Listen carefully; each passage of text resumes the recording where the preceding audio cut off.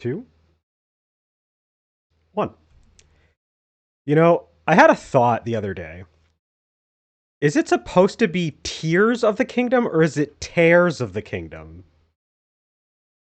There are tears in that kingdom. That's what There's I was. also tears. That's what I There's was tears thinking. in the kingdom. I feel like it could be. Imagine years from now, Nintendo just says, "Yeah, it was actually tears of the kingdom the whole time." I could see that happening, and with that, it's more Zelda time. You guys ready to talk about more Zelda? Yeah. I guess. Part 2. Part 2. It's so way back during season 2, we did a Zelda Part 1 podcast, and unlike the Mario one, the 2D Mario one, we did not follow it up right away with the other half. So we're coming back in season 3 to do the second half of these Zelda podcasts. We've got 11 more games to talk about. Last time we left off on the end of The Wind Waker.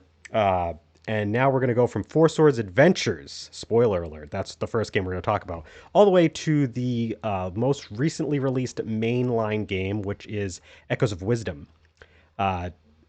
We have opted to skip the spin-offs and side games because those can come in another podcast. There's plenty to talk about with those as well. So the third half of this series. Right?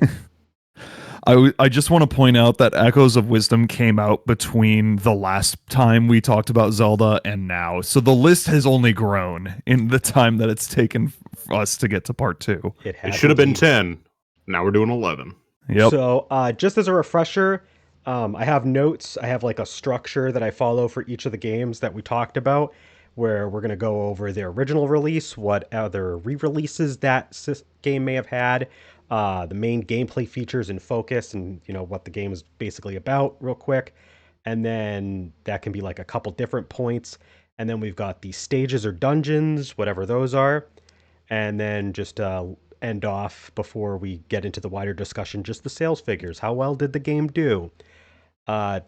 So without further ado, now bear with me. I have not played a lot of these games that are coming up, so I took notes as best I could, matching the same structure I did for the first half. So if I missed stuff, we can talk all about it by getting deeper into the discussion. So let's just jump right in. We got Legend of Zelda Four Swords Adventure, which actually 2004, baby, let's go.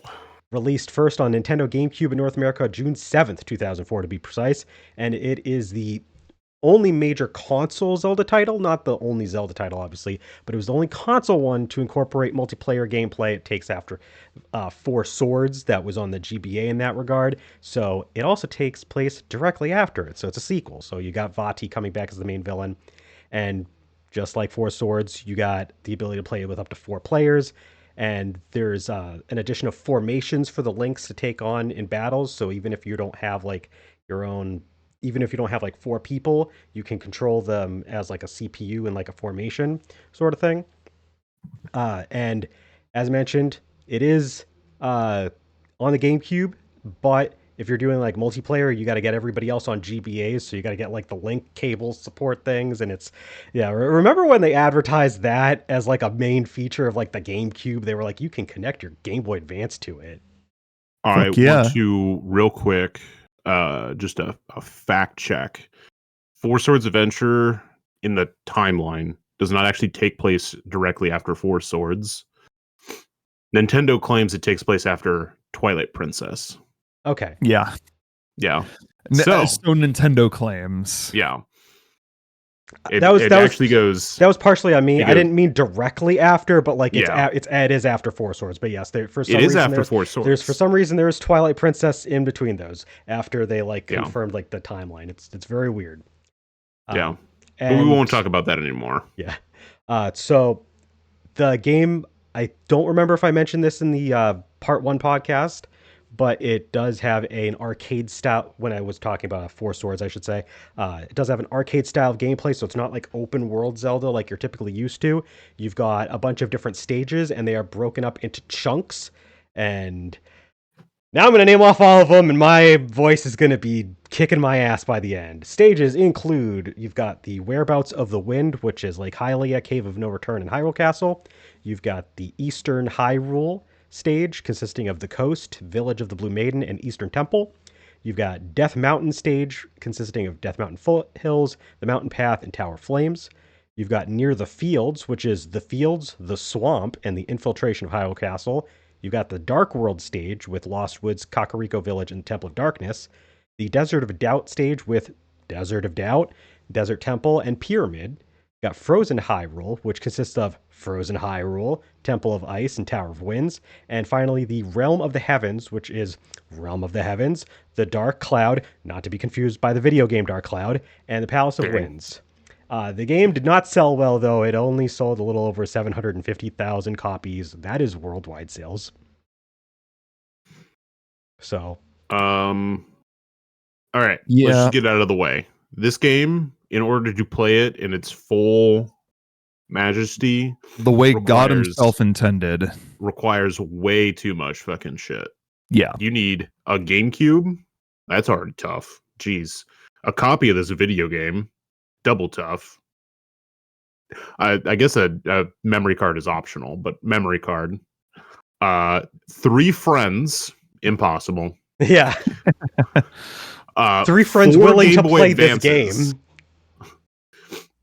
Like I said, impossible.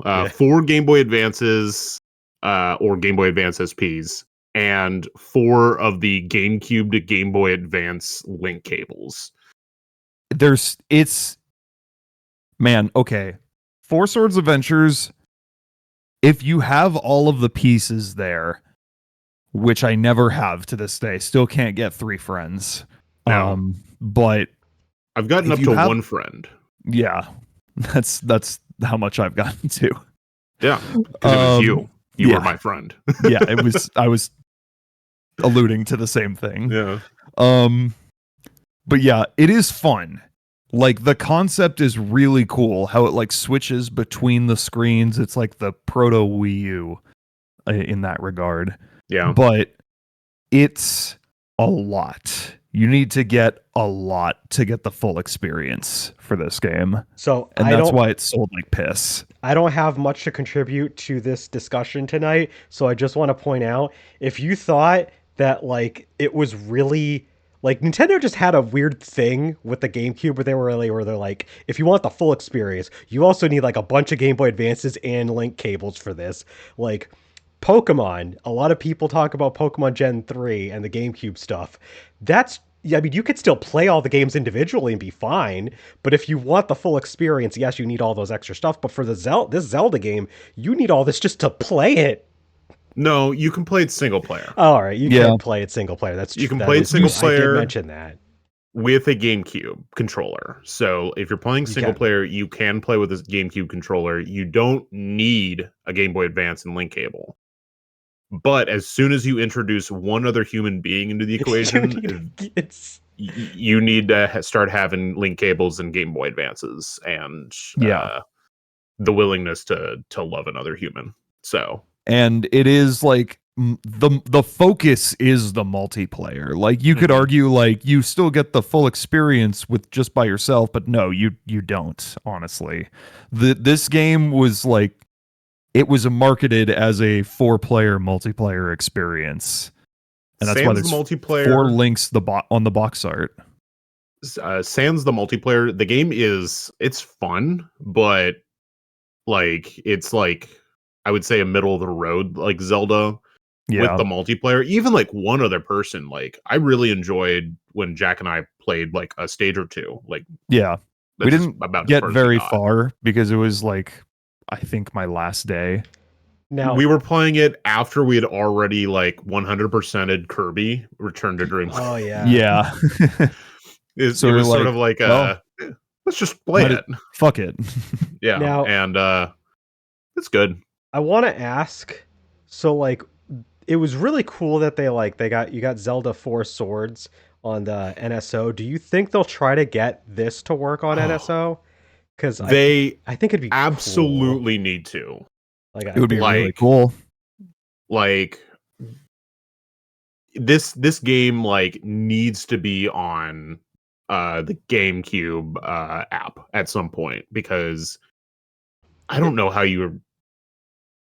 there's no other way to play this game nowadays. Like, Yeah. try to emulate it, but even that's like a fucking hassle because you need so much already. I think this would be a game that like could help sell the Nintendo GameCube NSO app. Like this would be a game where it'd be like, hey, you want to play some really cool multiplayer shit? I would buy the expansion pass if I didn't already have it just to play this game, Right? like through one time. Like it's an experience I wish I could have before I leave this mortal coil. I back up Al's sentiment in the chat. Don't be cowards, Nintendo. Yeah, Let's just get it done. fucking do it. This is like this is one of my top 3 games I want on the GameCube app.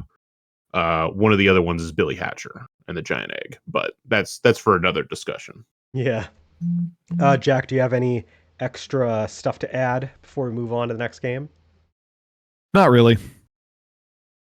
It's Four Swords Adventures. Okay. Next game we're going to talk about is The Legend of Zelda: The Minish Cap. Hey, good answer, Steve. We got this game that came out on the Game Boy Advance in North America on January 10th, 2005. Was also re-released on the 3DS through the Ambassador program, so only for ambassadors. And it was also re-released on the Wii U Virtual Console and on the GBA Nintendo Switch Online app.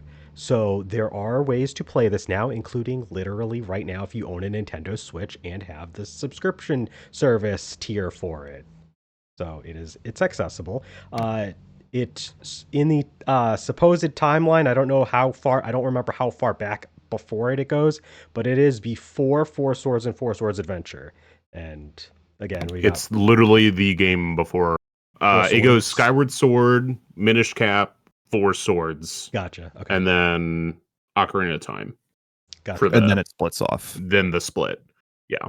All right. And that, of course, we got Vati as the main villain. We also have the introduction of the character Eslo, who is the eponymous Minish Cap that Link will wear, and he can shrink down to a tiny little size, which makes the overworld traversal really unique because there's different moments where you can switch sizes between the being tiny and being regular sized. But otherwise, we've got your hallmark mechanics and gameplay style of like Link's Awakening still, like the other previous Game Boy Zelda games coming back. And just like Link's Awakening, this game actually does have some Mario references. There's like Bob-ombs, Spinies. You got some set pieces that are in Mario games that are in like parts of the overworld traversal and like dungeons and stuff. So that's pretty cool. Speaking of dungeons, we've got Deepwood Shrine, the Cave of Flames, the Fortress of Winds, the Temple of Droplets, the Palace of Winds, Dark Hyrule Castle, and a mini dungeon in the Royal Crypt. And it sold over 1.75 million copies worldwide. So almost 2 million, not quite. So not too bad. I played a little bit of this game. I don't know how much of this you guys each played, but oh, I love this game. Assume I have 100%ed every single game, and I will let you know otherwise. Okay. Yep. So yeah, I've 100% of this game before. Gotcha. Yeah. So okay. Same. So how do we feel about the Minish Cap? I fucking love the Minish Cap. It has been a long time since I've played it. It's been since I played it on the Ambassador program, like over a decade ago. But if you asked me to pick a favorite 2D Zelda, I would say this one by a fair margin, I would say. I love this game. I would say this is either my second or third.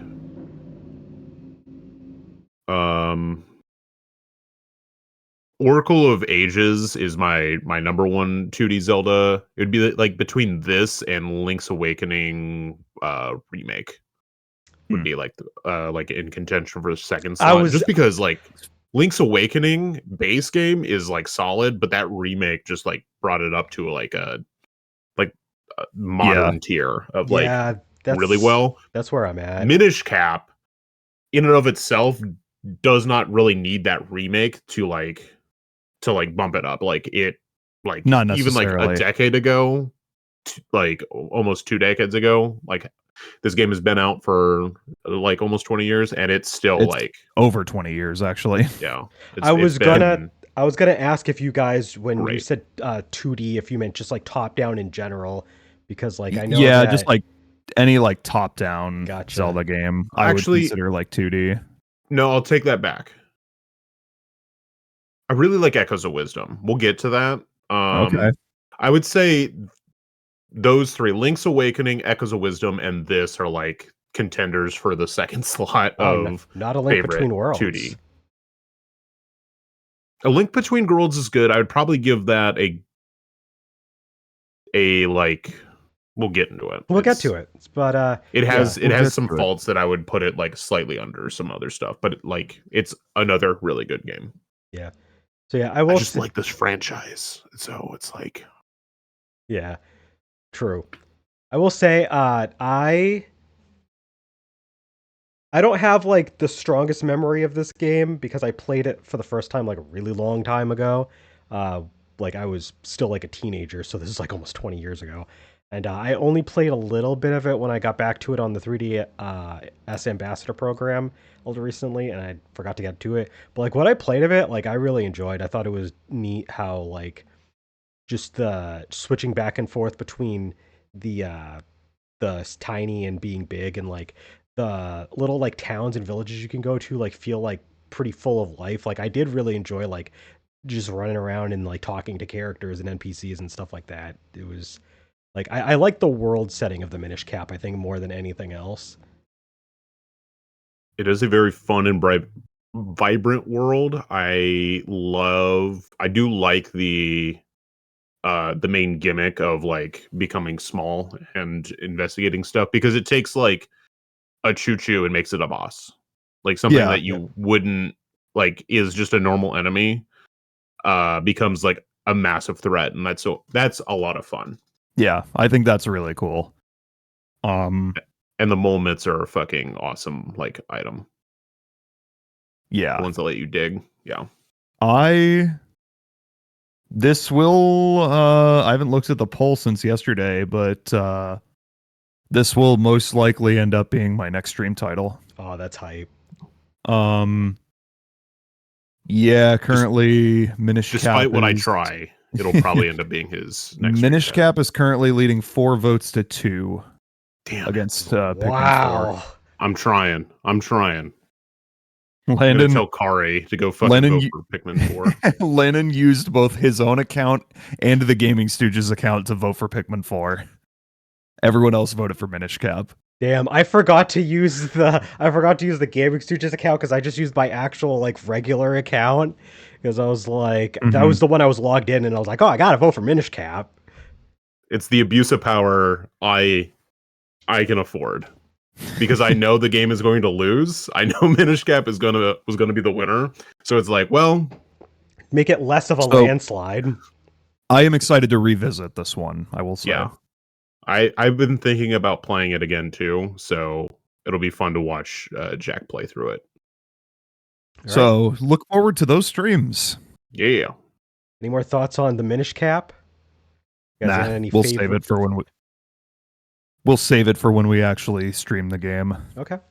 The next game is The Legend of Zelda Twilight Princess, which did come out on both the Wii and the GameCube, but there was a little bit of a staggered release. It came out on the Wii in North America on November 19th, 2006, and would come out later on GameCube in North America on December 11th of the same year, 2006. And on top of that, it also got an HD re-release on the Wii U called The Legend of Zelda Twilight Princess HD. Surprise, surprise. Now here's the game I want on GameCube NSO. Yeah. So the Wii and GameCube versions it's interesting because they're mirrors of each other. The Wii had to flip everything visually in order to accommodate the fact that Link, normally left-handed, needed to be made right-handed because the majority of actual human beings are right-handed. I am not one of those human beings. I am actually left-handed. But not the case in Japan, actually. They didn't do that for Japan. Yeah, Japanese versions of this game are like normal because most people in Japan are left-handed. That's so weird. That's awesome. So yeah, fun fact, does not apply to the Japanese version, and the North American version is normal for most of you guys, weird for me. But yeah, and of course, because it's the Wii version has motion controls as well. This game, famously, you can transform into a wolf. This game also has iconic characters like Midna and Zamp, and I thought this was just a little fun fact, so I wanted to add it in. This game, I forgot, it requires 5 pieces of heart to make a whole heart container. Mm-hmm. That is weird. Yep. That is weird. I just wanted to point that out. There's a lot of heart pieces in this game. A lot of fucking heart pieces in this game. Jesus. Well, it's 100%ing this game is going to be fun. Have fun. It's a good thing that there's enough dungeons to accommodate for this, because we've got the Forest Temple, the Goron Mines, the Lakebed Temple, the Arbiter's Grounds, Snow Peak Ruins, Temple of Time, the City in the Sky, the Palace of Twilight, and Hyrule Castle. And we've got one mini dungeon in the original release and a second one in the HD re-release. We've got the Cave of Ordeals, and then the exclusive for the HD re-release Cave of Shadows, which I don't know how required it is, but I know that it has ties to the amiibo that was released with it. So it's interesting. And if you accommodate for all of the releases, Wii, GameCube, and HD re-release, Twilight Princess is one of the better selling games in the series up till recently, with 10 million copies. So pretty big milestone, actually. Sure, most of that was actually the Wii version, but yeah. Most of that is the Wii version. I would bet at least 85% of that is the Wii version. I will go on the Zelda sales wiki page that I found that I was using for data, because you guys seem to be very interested in that. So let me just refresh that, because fandom sites are garbage. Yeah, they are. It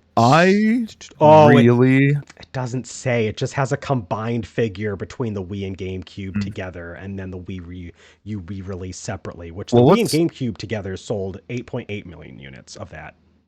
So, and the GameCube was not very many of that 8.8 million. I want to say that the GameCube version sold like less than, don't quote me on this, but I want to say less than 500,000. Because by that point, everybody was just going to buy it for the Wii, because everybody was getting a Wii in late 2006. Or hoping to get a Wii. Yeah. I have one of the notations, actually. As of December 2014, the GameCube version sold 1.43 million units, and as of September 2023, the Wii copy sold 7.5 million units. So the vast majority. Still, that's way more for the GameCube than I was expecting. It's a Zelda title. It is a Zelda title. Yeah. So it's. But I mean, for a game that came out on like, that came out after the version of the predecessor or successor, I should say. Yeah. Not too bad. Yeah, pretty good. I love Twilight Princess. It's been forever since I played it, but a lot of people claim that Twilight Princess is just like ripping off of Ocarina of Time. And I don't necessarily agree with that. It has way more shit going on in it than in Ocarina of Time. It's way bigger than Ocarina of Time, and also, I don't know, man. It's like I've always thought that this felt like feels like its own game compared to Ocarina of Time, but also, I like it more than Ocarina of Time. Ooh, that's fair. I say is like, that's probably, I also like it more than Ocarina of Time. Yeah. I mean, thematically, it borrows a lot from Ocarina of Time, because as far as like 3D Zelda goes, it's like a return to like the setup that Ocarina of Time's like. It definitely like copies the blueprint of Ocarina of Time, but like It's way more than Majora's Mask or Wind Waker did. And that's sort of like, that's where I think a lot of people are like, oh, it's just Ocarina of Time again. And Even I though think it's not. I think it's really not, not. I think it's not fair to I think it's not fair to Twilight Princess, because it's like, when you think about it, aren't Majora's Mask and Wind Waker like structurally drastic departures from Ocarina of Time and Twilight Princess? And Ocarina of Time was already just the first and only 3D Zelda that just took the traditional style and made it 3D. So it's like not fair to tell Twilight Princess, oh well, Twilight Princess is just ripping off Ocarina, but like Ocarina was just building a 3D version of the typical format. Yeah. So it's like, that's not fair to Twilight Princess to just be like, oh, it's just a copy of that one game. If anything, it's a more refined version of Ocarina of Time. I will say my biggest positive point for Twilight Princess, because it comes with quite a bit of baggage for me, and I played it multiple times. I do enjoy it. I would give it like a middle tier if I'm like looking at the entire Zelda franchise, but also like a lot of 3D There's Zeldas. A lot of good Zelda games. There's a lot of good Zelda games, and like I'm a little less on some of the 3D ones than I am the 2D ones, so there's that. The combat in this game, especially as you like get all of like the move set fleshed out, is fantastic. Yeah. This has like the parries, the shield bash, the finishers, like all of that. It has style, it has grace. It is so fun to play. I forgot to mention in the notes, but yeah, this is like a very combat centric Zelda, but I've heard good things about that aspect of it. It has like easily my favorite combo system in any 3D Zelda game. I would say absolutely. Not even Breath of the Wild and Tears of the Kingdom are able to like get the feeling of just straight sword play that this game was able to like put out. Yeah, absolutely. I can't refute that. Like, I've heard from a lot of fans, like the Twilight Princess is like the peak when it comes to combat. Like, if you're trying to get like just the best feeling sword play in the series, like that's the one to look to. It is. So it like, I agree with Jack that they should also put this one on NSO for GameCube. It would great for people to experience it. I also want just a port of both the HD versions of this and Wind Waker to the Switch 2, I guess now, because it'd be nice to get them in their cleaned up full resolution. Yeah. The downside to this game, though, it's probably not going to happen because there's so much fucking Miiverse support shoved into it. Did you want to talk about that? Because I don't know anything about that part of it. So they introduce stamps that you can collect in the game to then use in Miiverse posts. So similar to how like 3D World, Super Mario 3D World, you can unlock a stamp. They're like actual physical stamps that you collect in the world. That like you can do stuff with. So it's like an extra collectible that they added. So yeah, it's kind of it's neat for when Miiverse was alive, but as soon as like Miiverse died, it's like, oh, who cares? Yeah. Hashtag bring back Miiverse. Hashtag Miiverse 2, baby. Let's go. So it like they would have to strip all of that out. And it's like a little bit like Wind Waker makes a little bit easier job because all you have to do is remove a bottle. And that's pretty much it. Like, whereas they have to like redo a bunch of stuff. So it's a bit harder of a port. Now, for my baggage with this game, I fucking hate the like first half of this game because it's a fucking mess of like going between human form and then locked into wolf form and then having to hunt all of the like bugs of light that are all around. Yeah. I like absolutely do not care for that part of the game, and it's like half of the game. And then when you get to the back half of the game and you can just switch between Wolf Link and like regular Link, human Link, then it's fine. It's like the game's like a lot of fun, but it's that first half. The game really almost. I will say the game is like pretty heavily railroaded in the beginning, which is unfortunate. But so many like games at that time. The game just like locks you into a path that you pretty much have to go on. And it'll lock you into like Human Link, it'll lock you into Wolf Link, and you like have to do like a specific task before you can continue. And I hate hunting for those fucking bugs of light. It is such a tedious section of the game. And it's like 3 times. You have to do it 3 fucking times. There's a reason I've never 100%ed this game. That's fair. It is real big tedium.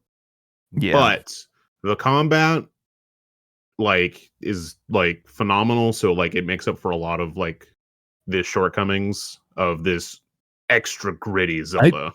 And I love the dungeons in this game too. The dungeons are pretty good. I think the dungeons are pretty phenomenal. Like there's some really solid ones, and like the temple of time and the city in the sky. I remember really liking both of those. Those ones are really good. The snow, like the manor, is pretty solid. Snow Peak Ruins. It's pretty different from anything else in the series. It feels like Resident Evil more than Zelda. It does. It really does. Resident Zelda. I don't care for the water temple in this, and I mean that's like fair. But surprise, the water temple in Zelda. It's not a bad water temple. It's a lot better than Ocarina of Time's water temple, I will say. Yeah, but it's still not a great water temple. It does do a lot of the same kind of shit with like raising and lowering the water level. I just think it's like a little more straightforward with its like puzzle solving. Oh yeah. Yeah. Because instead of being like the 6th dungeon in the game, it's like the 3rd. And it's balanced a lot better for that. So yeah. If it came later, it would probably be awful. Absolutely awful. Yeah. Right, now oh no, we're not done talking about this game. Oh yeah. We have not talked about the fucking hook shot, the double hook shot, and the Beyblade. Yeah. The Beyblade. This game has some awesome items that are very unique to it. You get 2 hook shots, and you can fucking like that's one thing you get that in the City of the Sky, I remember, because you do a lot of like up there, yeah, because you like do a lot of like aim a hook shot at the ceiling, and then you'll like raise and lower yourself to a certain point, and then you'll like aim your second hook shot at a different part of the ceiling, and it's like it's crazy. And there's like nothing below you because it's the city in the sky, and it's like it's really cool. And you can use them for combat.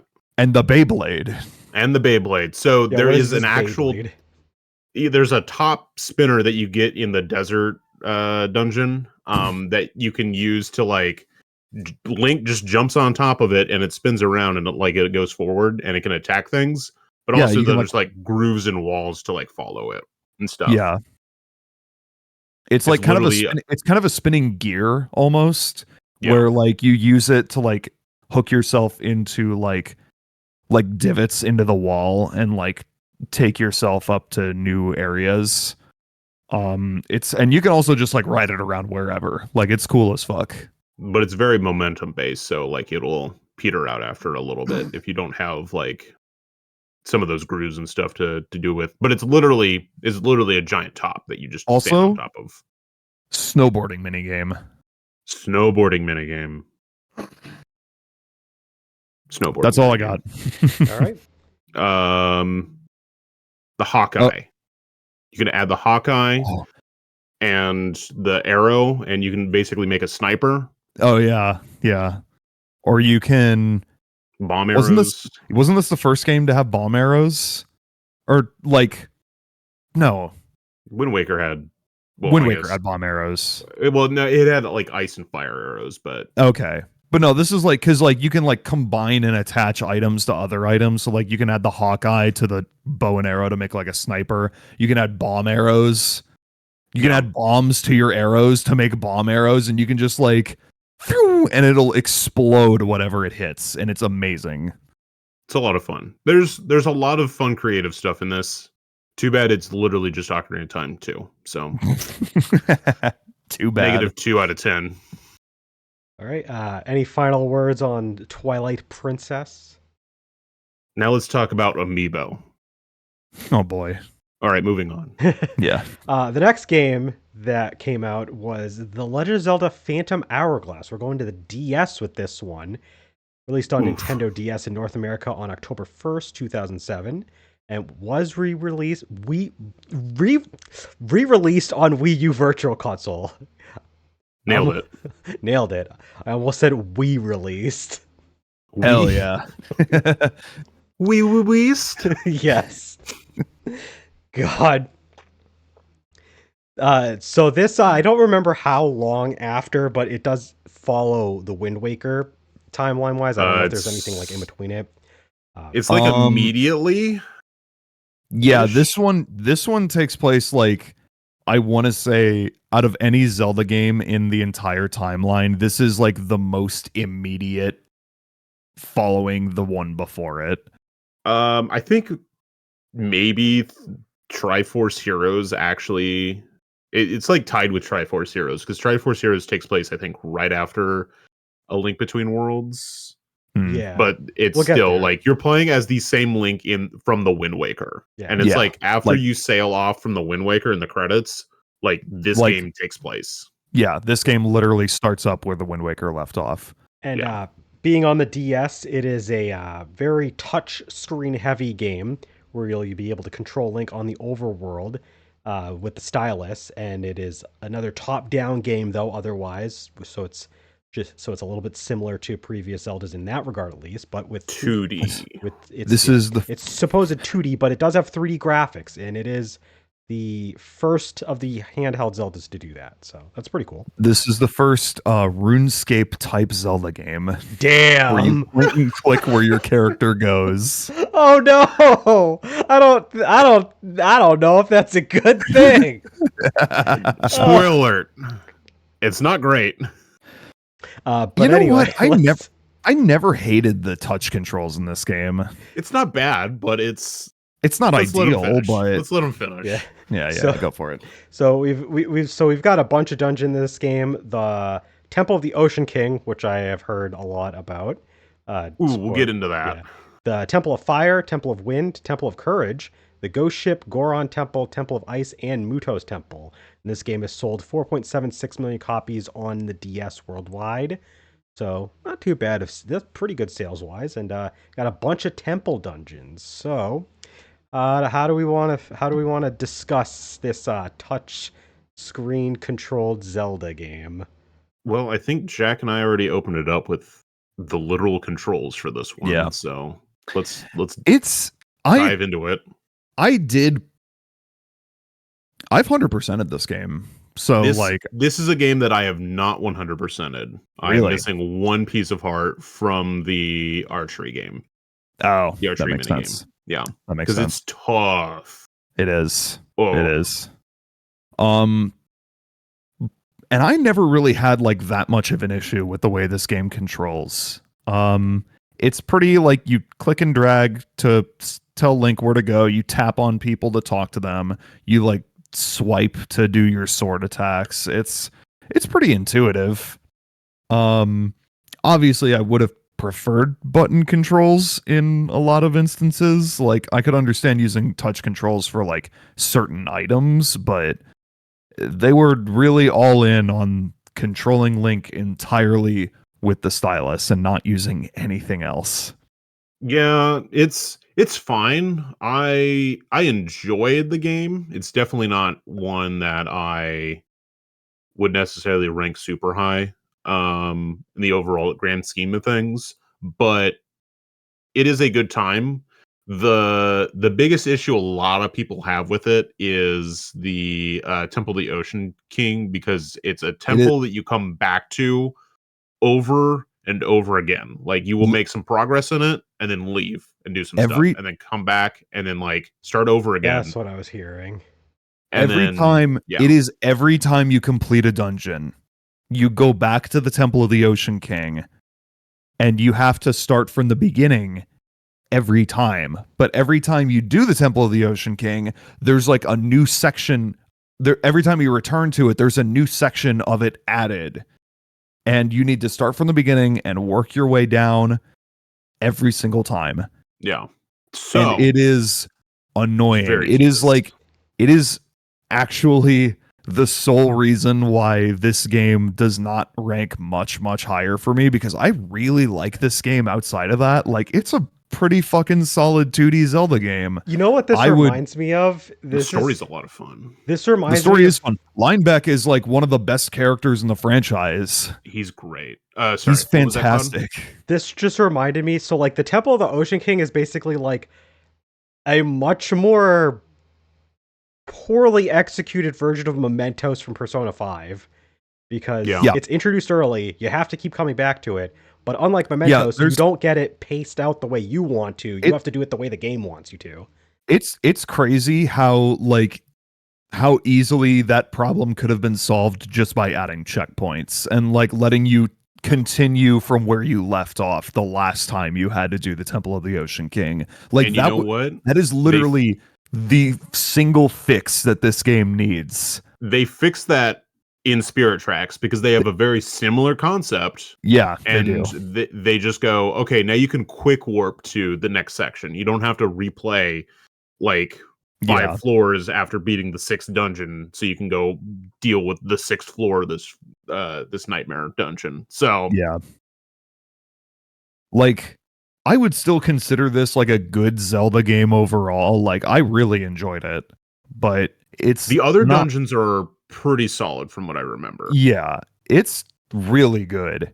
And outside of the Temple of the Ocean King, there's a notes app. Basically, you can like scribble stuff like and leave notes for yourself about certain stuff, so you can like help solve puzzles and stuff, or like you can draw on the map and like chart out your the boat, because you have a boat in this game. It's the fucking sequel to the Wind Waker. There's a boat, and like you can leave notes on that map as you're like exploring around and stuff. So like those aspects of it are a lot of fun and like add some value to the game. But like, it's the one dungeon. It's really just the one dungeon that like really holds us back.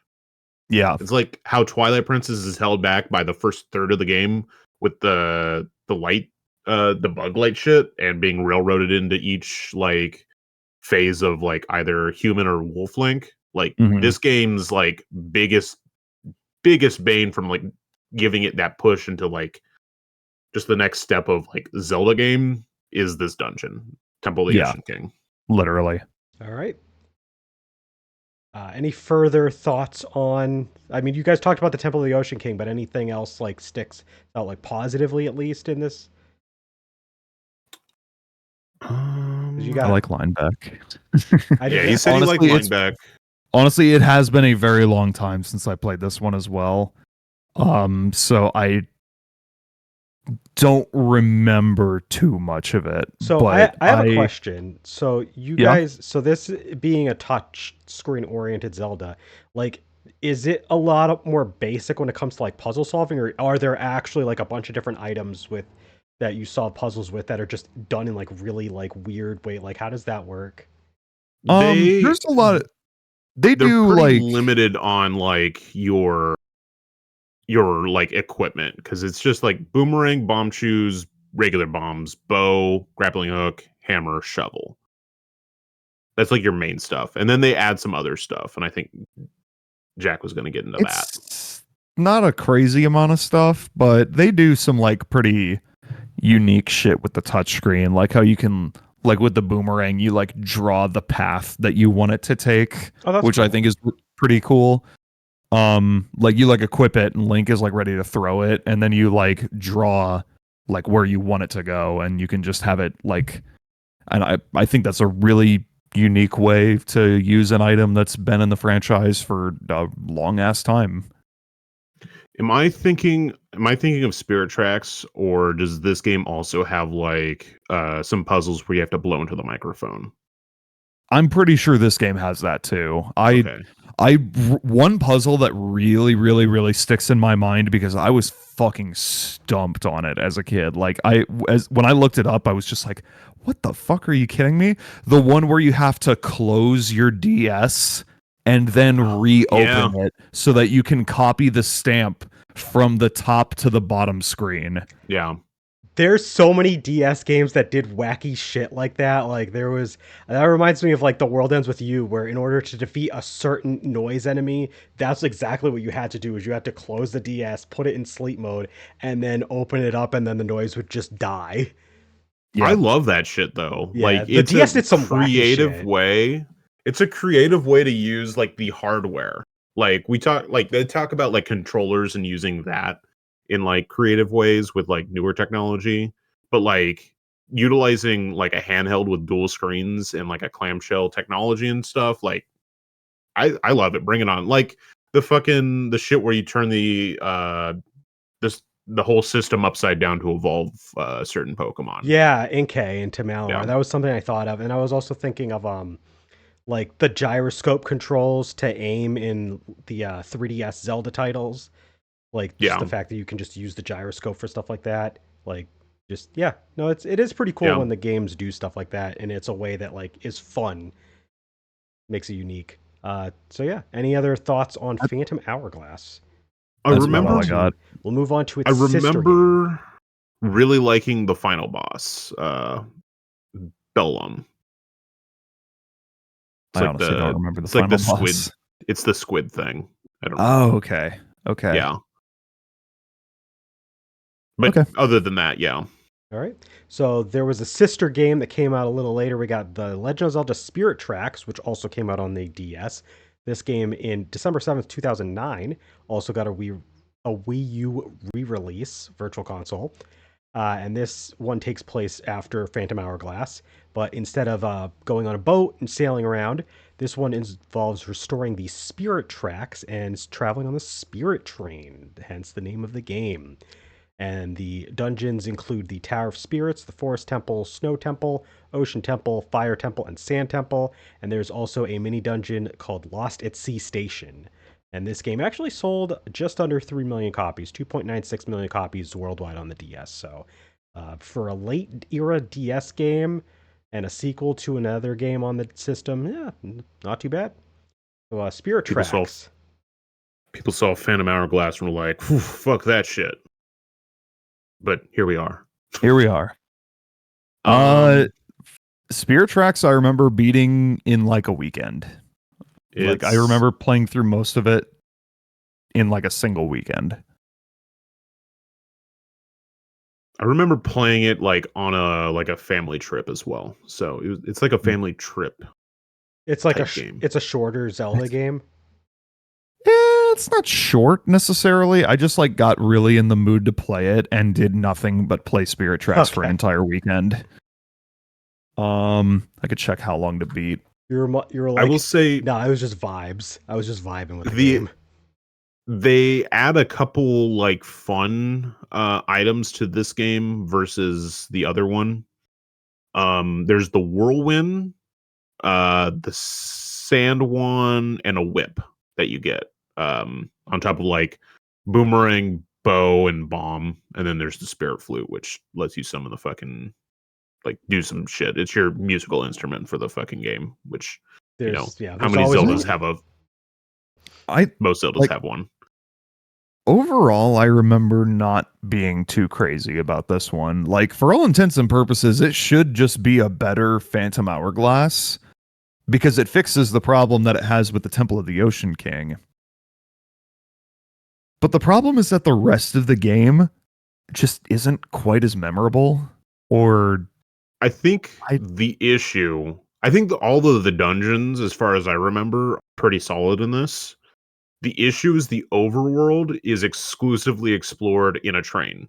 Yeah. So unlike, say, the Wind Waker, where you can just go anywhere. You can go anywhere and you can like get out of the boat and explore like an island. This you are locked to going in between like towns and dungeons, pretty much. Yeah, like, there's no exploring the overworld, which is a huge part of Zelda games. Yeah, and that kind of brings it down a fair chunk for me because like it makes the whole world feel really disconnected because the only way, like Landon said, the only way that you can get to and from a town to a dungeon or town to a town or whatever is via a train. And all of these and obviously you can't take the train anywhere. It would be cool if you did. Imagine if it was a ghost train and you could just ride it fucking anywhere. That'd be badass. Too fun. It'd be Cut too that shit fun. out. So you are literally railroaded to getting from place to place in this game, and it just makes the entire experience less wondrous, I guess. It's something less about Zelda-like, just to I'm not really crazy about the explorer or the train in general. Honestly, let me ask you something. If you took all of the Zelda stuff out of this game and just kept just the train aspect and the the structure of having the train go to different dungeons and just replace all the characters, would you feel like this was a Zelda game?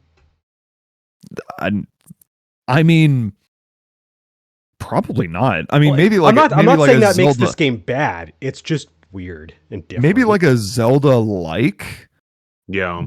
But I wouldn't think of it as a Zelda game just purely because of the way the game progresses.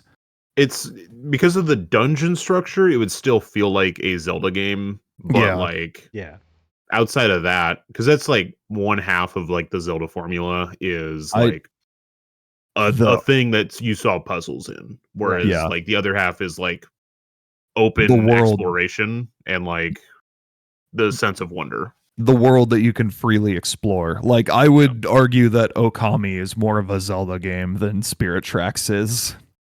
Damn. If only our gold tier stooge Pixel Vixen was here to hear that take. Well, she's probably listening to the podcast version of this and will appreciate it still. Definitely. Yeah. Yeah, which you can do on rss.com/GamingStooges. Yep. Or on youtube.com/GamingStooges as well. Yeah. I think overall this game ends up at the same level as Phantom Hourglass because it has a pretty negative detraction, but the dungeons are so good to me that those sort of balance out like that. And the fact that you don't have the one dungeon that you have to fucking go top down every single fucking time. So yeah, which of those dungeons, by the way, were you talking about is the one that's kind of like the Temple of the Ocean King, but it's better? Is that the Tower of Spirits? Okay. Tower of Spirits, yeah. Because every time you access a new floor, every time you beat a dungeon in this game, and then you go back to the Tower of Spirits and explore that new floor. But you do not have to start from the beginning every time. Yeah. Okay. I will say we haven't talked about it, but one of the big aspects of this game is Zelda dies and is in a suit of armor. You know what? I like this aspect to the game for two reasons. One, because Zelda in this game is a really fun character. She's a ghost and she's really sassy and doesn't take shit from anyone, and I kind of love it.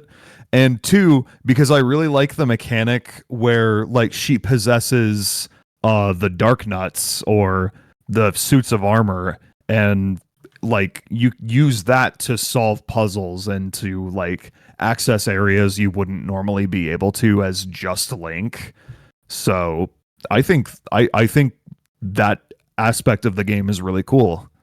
Yeah, it's part of why I like the dungeons so much, is because you have access to Zelda as a sidekick, but it also gives a lot of personality. It helps balance out your mute character of Link, who in most games is just a do nothing stand-in. Yeah. But they give the straight he is the straight man to Zelda's shtick, whatever, her sassy shtick. It's Zelda is the talking fairy in this game that follows you around everywhere, which is kind of funny. And I think that's a really like conceptually hilarious idea. Like Zelda fucking dies and she follows you around for the whole game. I I will say I don't remember which one it is, but one either this game or Phantom Hourglass actually has like a really fun multiplayer mode where you take control over the Dark Nuts and you're trying to like take gems and put them in your base before Oh, I like think the that other was this person game. does. Yeah, I think that was this game And when I was reading the blurb. I played the fucking shit out of that with friends on like band trips. Like on the bus, we would just like DS download play this game and like we would go like do multiple rounds of that fucking shit. And I remember Fuck yeah. really enjoying that. It was a lot of fun. One of the few like multiplayer games that wasn't just like Mario Kart or PictoChat. Nice. All right. That not PictoChat, but whatever that's the chat that was like in the DS. Yeah, PictoChat, PictoChat. right? Yeah. Yep. Yeah. Those are like instead of just drawing dicks and sending those to each other, Yeah. we would play this. All right. So we're gonna talk about one last game before we split up, before we take our break, and it's a pretty big one. We've got The Legend of Zelda: Skyward Sword, which was first released in North America on the Nintendo Wii on November 20th, 2011, and it received an HD port on the Nintendo Switch. The Legend of Zelda: Skyward Sword HD. Surprise, surprise. I didn't put this in the notes, but fun fact: um, they did release this game alongside like a gold Wii remote with like the Motion Plus bundled in. And I don't remember. Does the Motion Plus is required for this game, isn't it? Yes, it is. Yeah. This is one of like 3 games that require the motion plus. Yep. Skyward Sword, Wii Sports Resort, and I think Fling Smash, if I remember right. Wow. So yeah, we'll talk some more about that. But this both versions. Oh yeah, I skipped. So it is actually, as we've kind of alluded to before, timeline wise, this is the first game in the chronology. So it's like where all the timelines start. We start with Skyward Sword. It's the first game, and we've got iconic characters like Fi and Girahim, and you've got the iconic Skyloft location. I want to mention that because that's kind of like a really big deal. You've got the same dungeons in both versions, though. They didn't like add like extra dungeons. There's Skyview Temple, Earth Temple, Lanayru Mining Facility, Ancient Cistern, the Sandship, Fire Sanctuary, and Skykeep. And there's also several mini dungeons. You've got the Waterfall Cave, Inside the Great Tree, and the Pirate Stronghold. And this game, between the Wii and Switch, sold 7.82 million copies worldwide. Guess which version sold more? Uh, It was actually on the Switch. The Switch copy yeah, I was going to sold say the Switch version. Really? 4.15 million units, and on the Wii it sold 3.67. So almost a half a million units difference. So, The Switch has a stupid install base, so I'm absolutely not surprised. Also, I would like to add. There's actually a couple additional games that I did not know about that require Wii Motion Plus. B Units Build It, My Personal Golf Trainer, Red Steel 2, We Play Motion. That's it. I forgot about Red Steel 2. I forgot about Red Steel 2, but I was correct on Fling Smash. Hell yeah. There you go. it's Hell still yeah, a very brother. small handful of games. But yeah, I remember just the Wii Motion Plus was bundled in with this, and like it was like you have to have this to play this game. I was like, okay. Yeah. Well, considering they sold it with a controller as a bundle option, that was the only reason why I was able to play this game. True. That is really nice. So yeah, Skyward Sword. How do you guys feel about Skyward Sword? Oh boy. Let's hear it, Jack. I'll start with the positives. Oh, I'm surprised. I'm surprised he even thinks there's positives to this game. There are positives to this game. Oh boy. One, I like the art style and character designs in this game. This game has a Yes. lot of really unique and fun character designs that kind of balance out the. Admittedly, a lot of the characters in Twilight Princess look like hideous, but Potatoes. yeah, but I kind of love that still. But like Skyward Sword has a very like bright and pleasing to the eye art style, and it does look fantastic on the Wii. I agree with Al. He says, I like how Zelda looks in the game. I think this is like one of the best looking like Zelda character models. She's very cute in this game. I'm partial to Twilight Princess Zelda though. That's just personal. Fuck you. That's personal preference though. Fighting words. Let's see. 2, the music is good. I like the music in this game. Yeah. Like go listen to it on the objectively. Nintendo Switch Online app. Or not the Nintendo Switch Online app, the Nintendo Music app that you need a Nintendo Switch Online membership to use. The music is all really great. I still remember songs from this game, even though I haven't played it in years. 3, the dungeons in this game are pretty fucking fantastic overall. Like, I do really like, in a vacuum, the dungeons in this game have some really cool puzzle solving and some, like, the use of the items in this that they give you in this game is really fun. There's some unique ideas going on in some dungeons. Like, overall, solid collection. Everything else about this game sucks. I'm surprised you said many good things about the game. I want you to get into some specifics. Like, what are some things that really frustrate you about this game? Oh, okay. Let me take a shot at that before he even says words. Okay. All right. The level design outside of dungeons, because like there's not really an overworld. It's like you drop down and go into an area, and you have to explore that area to get to the dungeon. They're not interconnected. You have to go from the sky down to the ground to specific points. Put it down to the ground. Yeah, no, I kind of hate how this game progresses, honestly. It kind of has the same problem that I have with Spirit Tracks, where you have this big overworld that you can explore in the sky, and there's not really that much there. Like, there's some stuff that you can find if you fly out and about the main town, but there's not really a lot. And also the flight controls are kind of ass. That brings me to point number 2 for him. No, okay. Let me talk. I'm talking about the way the game progresses. So, like, every time you like get to the next section of the game, like, you start off, you like drop down into the ground world out of the sky, and you explore a small condensed area. You find the entrance to a dungeon, do the dungeon, go back into the sky, rinse, repeat. And I don't really like that, because it makes the game, despite how like large and grandiose the game presents itself, it makes it feel a lot smaller and claustrophobic just because of how like little room there is to explore. And also just the short, small areas that they have in front of every dungeon just don't feel super well thought out to me. It's just kind of like, here's a small sandbox with some enemies. Go solve this puzzle. All right, now go into the dungeon. It sounds almost like an arcadey kind of game trying to pass off as an open world-ish game. That's pretty much it for that.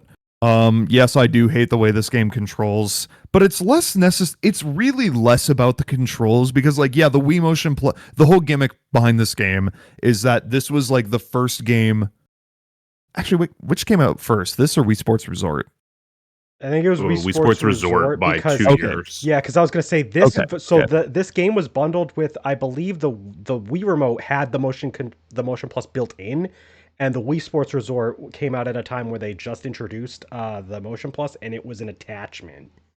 This was actually the last Wii Motion Plus required game to come out. Oh. Yeah. That's weird. Because it was 2011, end of 2011. Huh. Yeah. Okay. They What year handled did Wii Motion Sports Plus Resort really come weird. out? I think it was like Wii Sports Resort 2009. Yeah. Oh, okay. That's way earlier than I thought. Wii Play yeah, no, Motion like I came don't. out 2011. But The like Wii Motion Plus aspect of this game is not bad. It's shoehorned into like literally every aspect of this game's control scheme. Like any item that you might have, like utilizes the Wii Motion Plus in some way, whether you have to point, whether you have to whip, whether you have to swing, whatever. The bug thing where you have to fly with. Yeah, I remember the bug. Swimming. Swimming. Oh my fucking god, the swimming controls in this game are so bad. Oh, you just unlocked a core memory that Jack did not want to remember. God. I can make all of Jack's points for him. You don't have to. I can say them myself. But it's more fun if it comes from me. But genuinely, the combat in this game is such a massive downgrade from Twilight Princess. Because Twilight Princess has like one of the best combat systems in the entire franchise, and then here's Skyward Sword where you have Wii Motion Plus, and fighting an enemy feels less like actual combat and more just like waiting, because you'll have like a bokoblin or something that's like holding a shield, and you got to wait for him to like move it to one side or move it up or move it down or whatever, so you can attack the opposite direction that he's not holding the shield. Or like you have the fucking plants, the bokoblins. I already said that. The Deku plants. The Deku plants, yeah. Which have like that quad opening mouth, but only opens like either vertically or horizontally, like one way at a time. So it's like a mouth opens vertically. It's like, okay, you got to swing down. And it's like, it would be fine if it was just like like all of these enemies just like went down in one hit. But a lot of the time, like combat just feels like a fucking slog, because you have to stand there and just wait for the enemy to move in a certain way so you can attack in a certain way.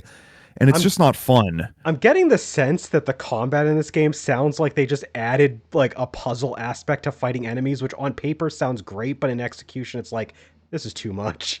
It's slow and tedious, in my opinion. I just want to swing the sword and kill things. Which there are enemies that you can kill by doing that, but they really want you to like think about the way you're swinging the sword instead of just doing like. You're like, sometimes I don't want to think. I just want to swing the sword. Exactly. I will say, I think the Switch release fixes some of that. So yeah, I wanted to say, aspect. did you guys want to talk about the Switch release? Because I have heard. I don't think either of us.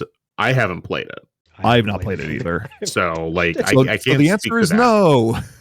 But from what I understand, the Switch release fixes some of that aspect, because you have far more control over it. Now you still have to do a little bit of waiting for any of the enemies that require waiting, but because you can you put the inputs in, like you can just swing the sword a lot more. Yeah. So I had a friend who I remember talking to her. She's like a big Zelda fan, and like she actually likes Skyward Sword, bless her heart, but she like meant, I think I remember talking to her when she got because she was really excited for Skyward Sword HD. Like she got the Joy-Cons and everything. Hell yeah. And like she was like, I like this version of Skyward Sword so much better. And I was like, okay, that's good. It's good to hear. So yeah.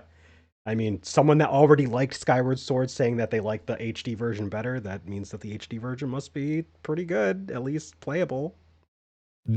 This game also has its own version of the Temple of the Ocean King. Granted, it's a much more condensed version, and instead of being a dungeon, it's a boss fight that you have to fight every time you complete a dungeon.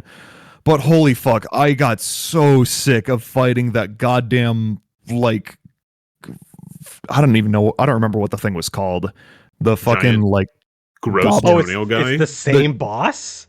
Yeah, the toenail guy. You have to fight him like a bajillion times over and over again. But every time he just gets like a slight upgrade. So he's like a little bit tougher, but it's like it's the same fight every time. And it's so boring. I hate that shit. The Imprisoned is what he's called. The Imprisoned, that's what it is. Oh, I He's remember. a giant toenail. I remember hate that motherfucker. seeing I remember seeing images of him going around. There is no section of any Zelda game that I hate more than collecting the sacred tears in this game. When they make you go back to each main world, like each main like ground level world area. By the way, there's only three. There's only three in the entire game. You have forest, desert, lava. And each time you explore a small area in each one, and then you go back and do it again.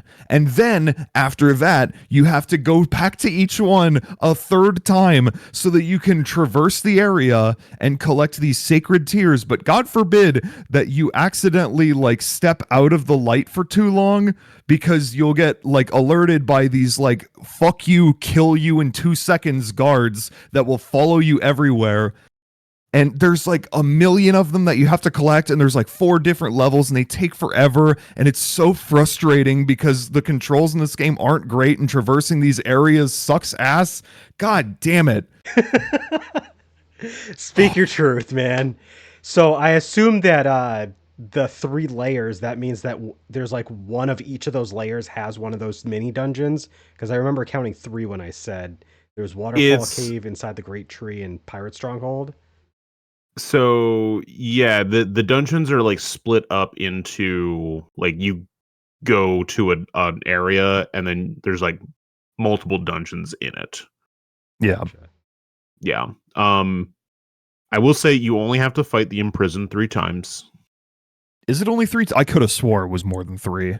It's only 3. So it's 3. It feels like more. It's 1 for each of the layer areas. It's like groupings of the game, but yeah, like you only have to fight him like 3 times, but it's still very tedious because not much changes between the fights. He grows hands for the second part, and then he has wings for the third part. Yeah, but it's still like you have to beat up his toenail. That's his weak point to you attack his egg toenail. Yeah, that's why I said he's the toenail guy. That's gross. Yeah. I'm a contrarian, and I had a time with this game that was slightly more positive than our friend Jack. The only thing I can say is there is 2 boss fights in this game that I absolutely love. There is the final boss, Demise. Spoiler, it's not Ganondorf. It's Ganondorf's dad or whatever. You can distract him with the fishing rod. You can do that. Or the bug net. Same as you could in Twilight Princess with Ganondorf, where you could pull out the fishing rod and distract him with that. You can do the same thing here. But it's a very cool sword fight. It's just like you're in like I will say a thunderstorm cloud, and you are fighting him in the sky. I will say the final boss of this game is really fucking cool. Yeah. Like that is one thing that they really stuck the landing on in this game. And then 2, the other boss fight that always really stuck out to me is, I think he's Colocutus. I don't remember how to say it. It's the giant golden statue with the 4 arms. Oh yeah. And like it's a straight up, it's a sword fight where you will knock his sword out, and then you'll pick it up and you'll just start beating him up with his own giant ass fucking sword, and it's a lot of fun. It's great. Some of the other boss fights are cool too. You have to fight, what's his name? Like the Demon Twink. What was his name? Demon Twink. Griham. Oh, Girahim. That's Girahim. Yeah. You fight him like 3 times. You fight him 3 times. Yeah. So it's like it's a mix of him and the giant toenail. Am I wrong though? He is absolutely a demon twink. He is a demon twink. I didn't think about that until you said it, but now that you said it, I can't disagree with you. Like, I know a lot of people have issues with Fi, whatever.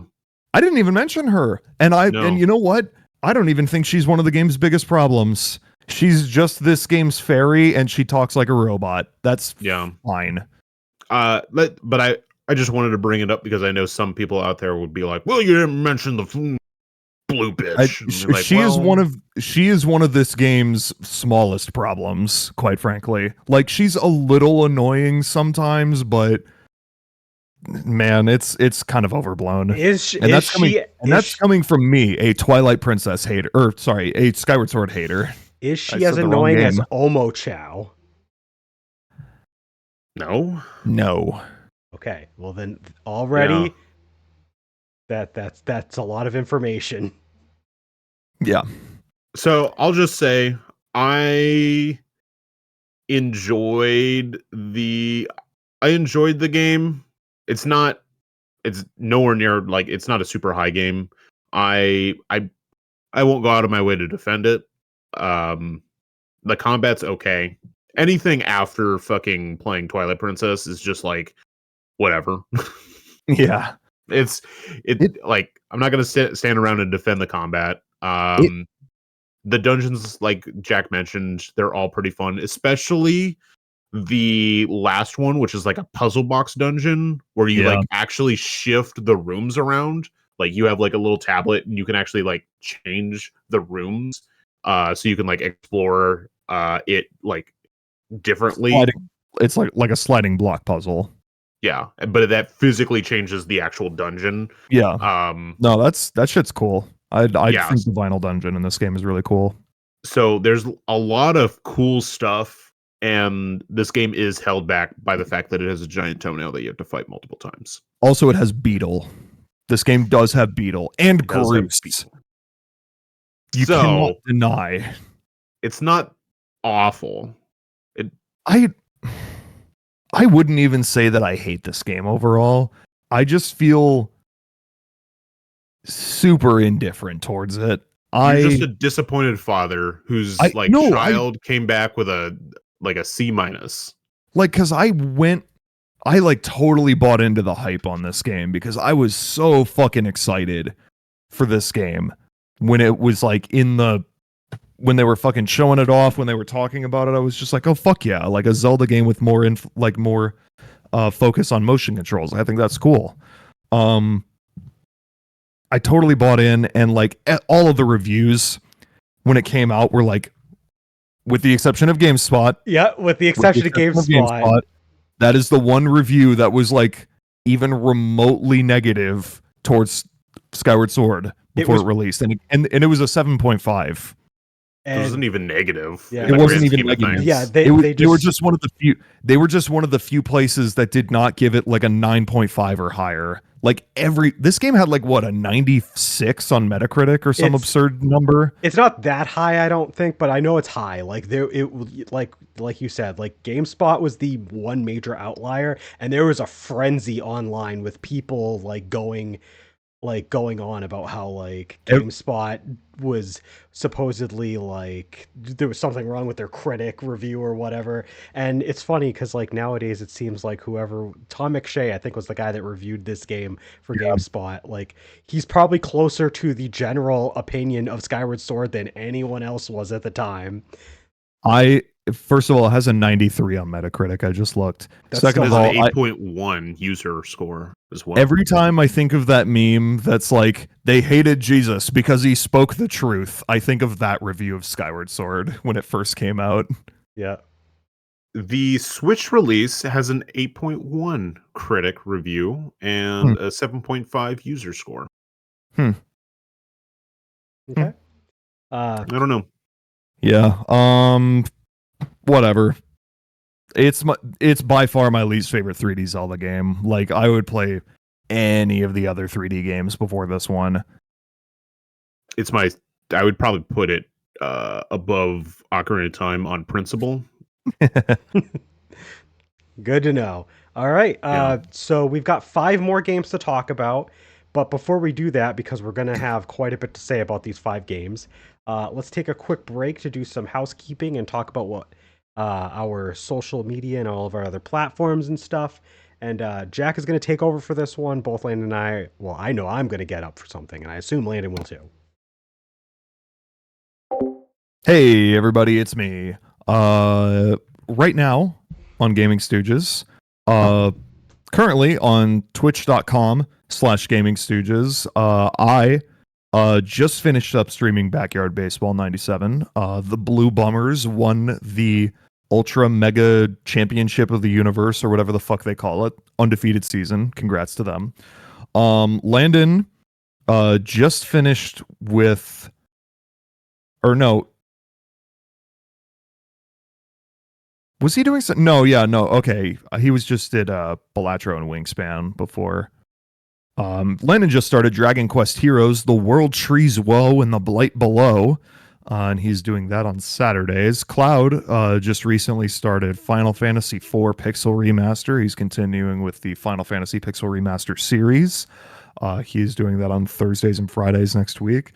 We still got Ace Attorney Dual Destinies for the billionth time, because the game is forever long and we're slow. Let's see.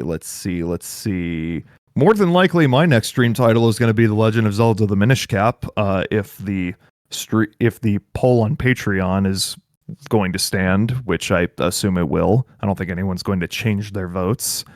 So look forward to that in the future. We got Patreon. We got patreon.com/GamingStooges. We have the Silver Stooge tier at $3, where you can vote on various polls and get updates on the channel. There's the Gold Stooge tier. What's that? Speaking of the Silver tier, oh my goodness, that's a hard one.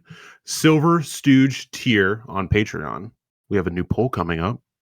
It'll go live, I don't know, whenever Cloud puts it, but it should be like active at the time this goes out to stuff, where you can vote in an upcoming whatever it is, what is it, podcast topic. It is between, drum roll please. Thank you. It is either puzzles in non-puzzle games or NSO.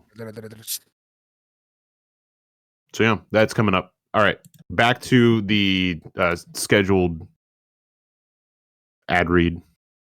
We have the Gold Stooge tier, where for $6 a month you get exclusive content, videos that we make. Most recently, we did a ranking of the best Clubhouse games. So you can go check that out. You also get a shout out. Currently, our only Gold Stooge tier, or Gold tier Stooge, is Pixel Vixen once again. We have a Discord. Not easy to say. It's not easy to say. Gold tier Stooge. Tier Stooge. It's Gold tier Stooge. We have a Discord where you can join and talk at us whenever you want, and maybe we'll talk back at you, or with us, but you can join it. I promise we're friendly. There's not very many of us, but it's chill. We have fun. You mean not many of us as in the three of us? I mean, like, active members of our Discord. I don't know. There's a few people. I mean, like, we have, I would say, I know this is the ad read, but like, we have maybe like 8 active members of the Discord. That's pretty good. And like, out of like 30 total people in it. That's really good. It's pretty good. Yeah. Yeah, we're still waiting for Cloud to come back. So, hey, Landon. Did you already talk about current streams? Yeah, that was the entire thing I did before talking about Patreon. Oh, did you mention the game I'm streaming? Do you mean Dragon Quest Heroes, the fucking... Hold on, I gotta pull up the name. The Wind Trees Woe and the Blight Below. The World Trees. The World Trees Woe and the Blight Below. It's such a long name. I did say it earlier. Fantastic. That's all I care about. Okay. See? We got enough time. Look at that. I did it. Hell yeah. What's up, Cloud? What do you have for us? So I took a little bit of extra time because I forgot I had to feed my cats, but I also Okay. got some called You got chopsticks. spicy salmon kimbap That's not Sushi. Tillamook. sushi. That's not Tillamook. Chocolate chip cookie dough. Fuck yeah. Yeah. More of that. Damn, I kind of want some sushi. It's pretty good.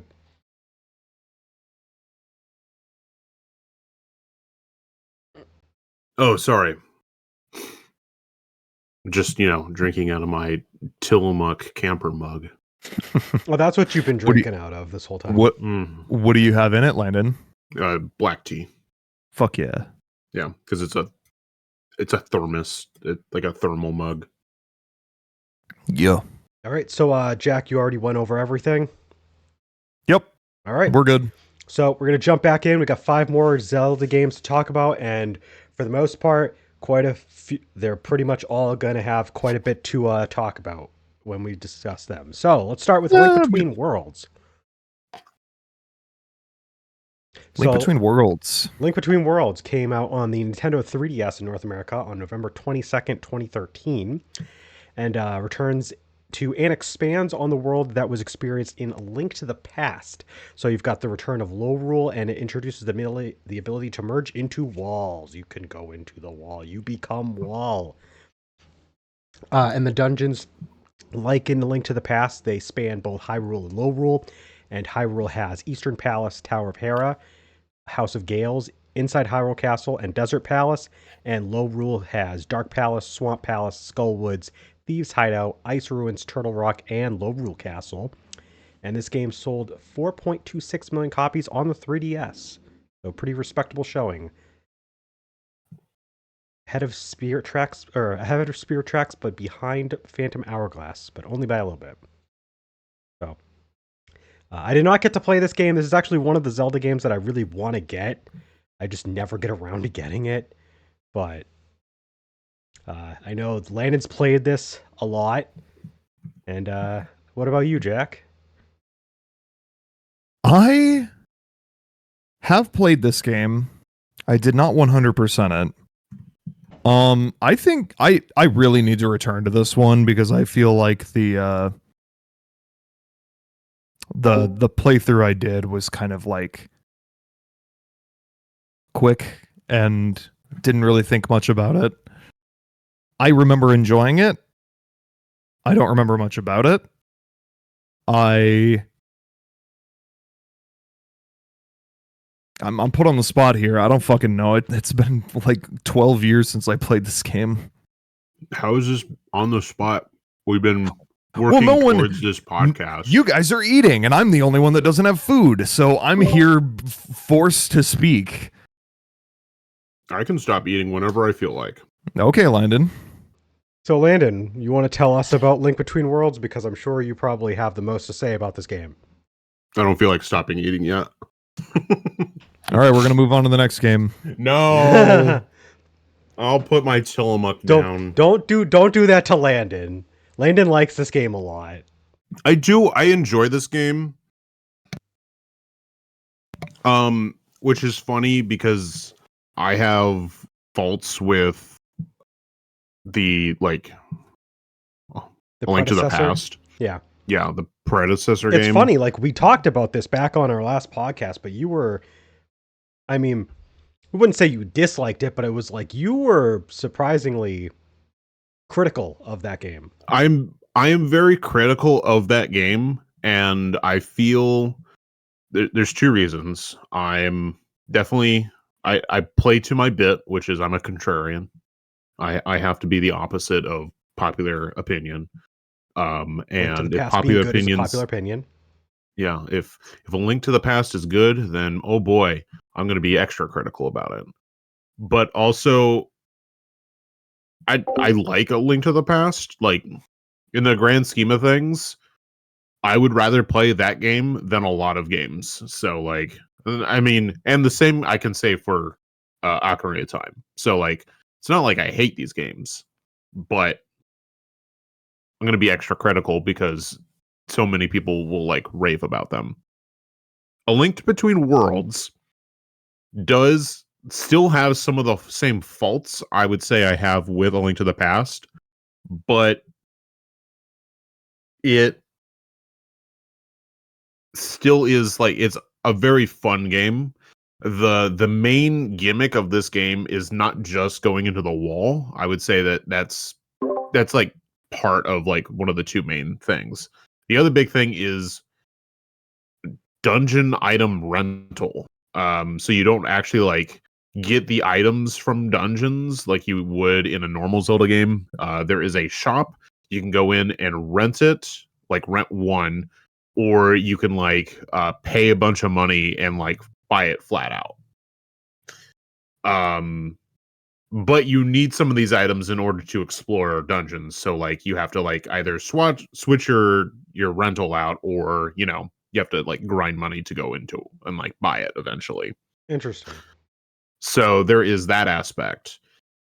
Which is fine because then you can kind of tailor your gameplay to how you want to play the game. But because of that, once you get to the to low rule, all the dungeons can be completed in any order, which means all of their difficulty is relatively like the same. So like the difficulty curve for the game does not like increase as you do more dungeons. It's So it plateaus, basically and then that's basically it. pretty much until you get to the final boss, and then there's like it goes like a little bit. So, but it's like it like starts up and then it plateaus for a long time because that's where most of the game is. Like A Link to the Past, a lot of the game is in the low rule section, and then you have the little bit at the end.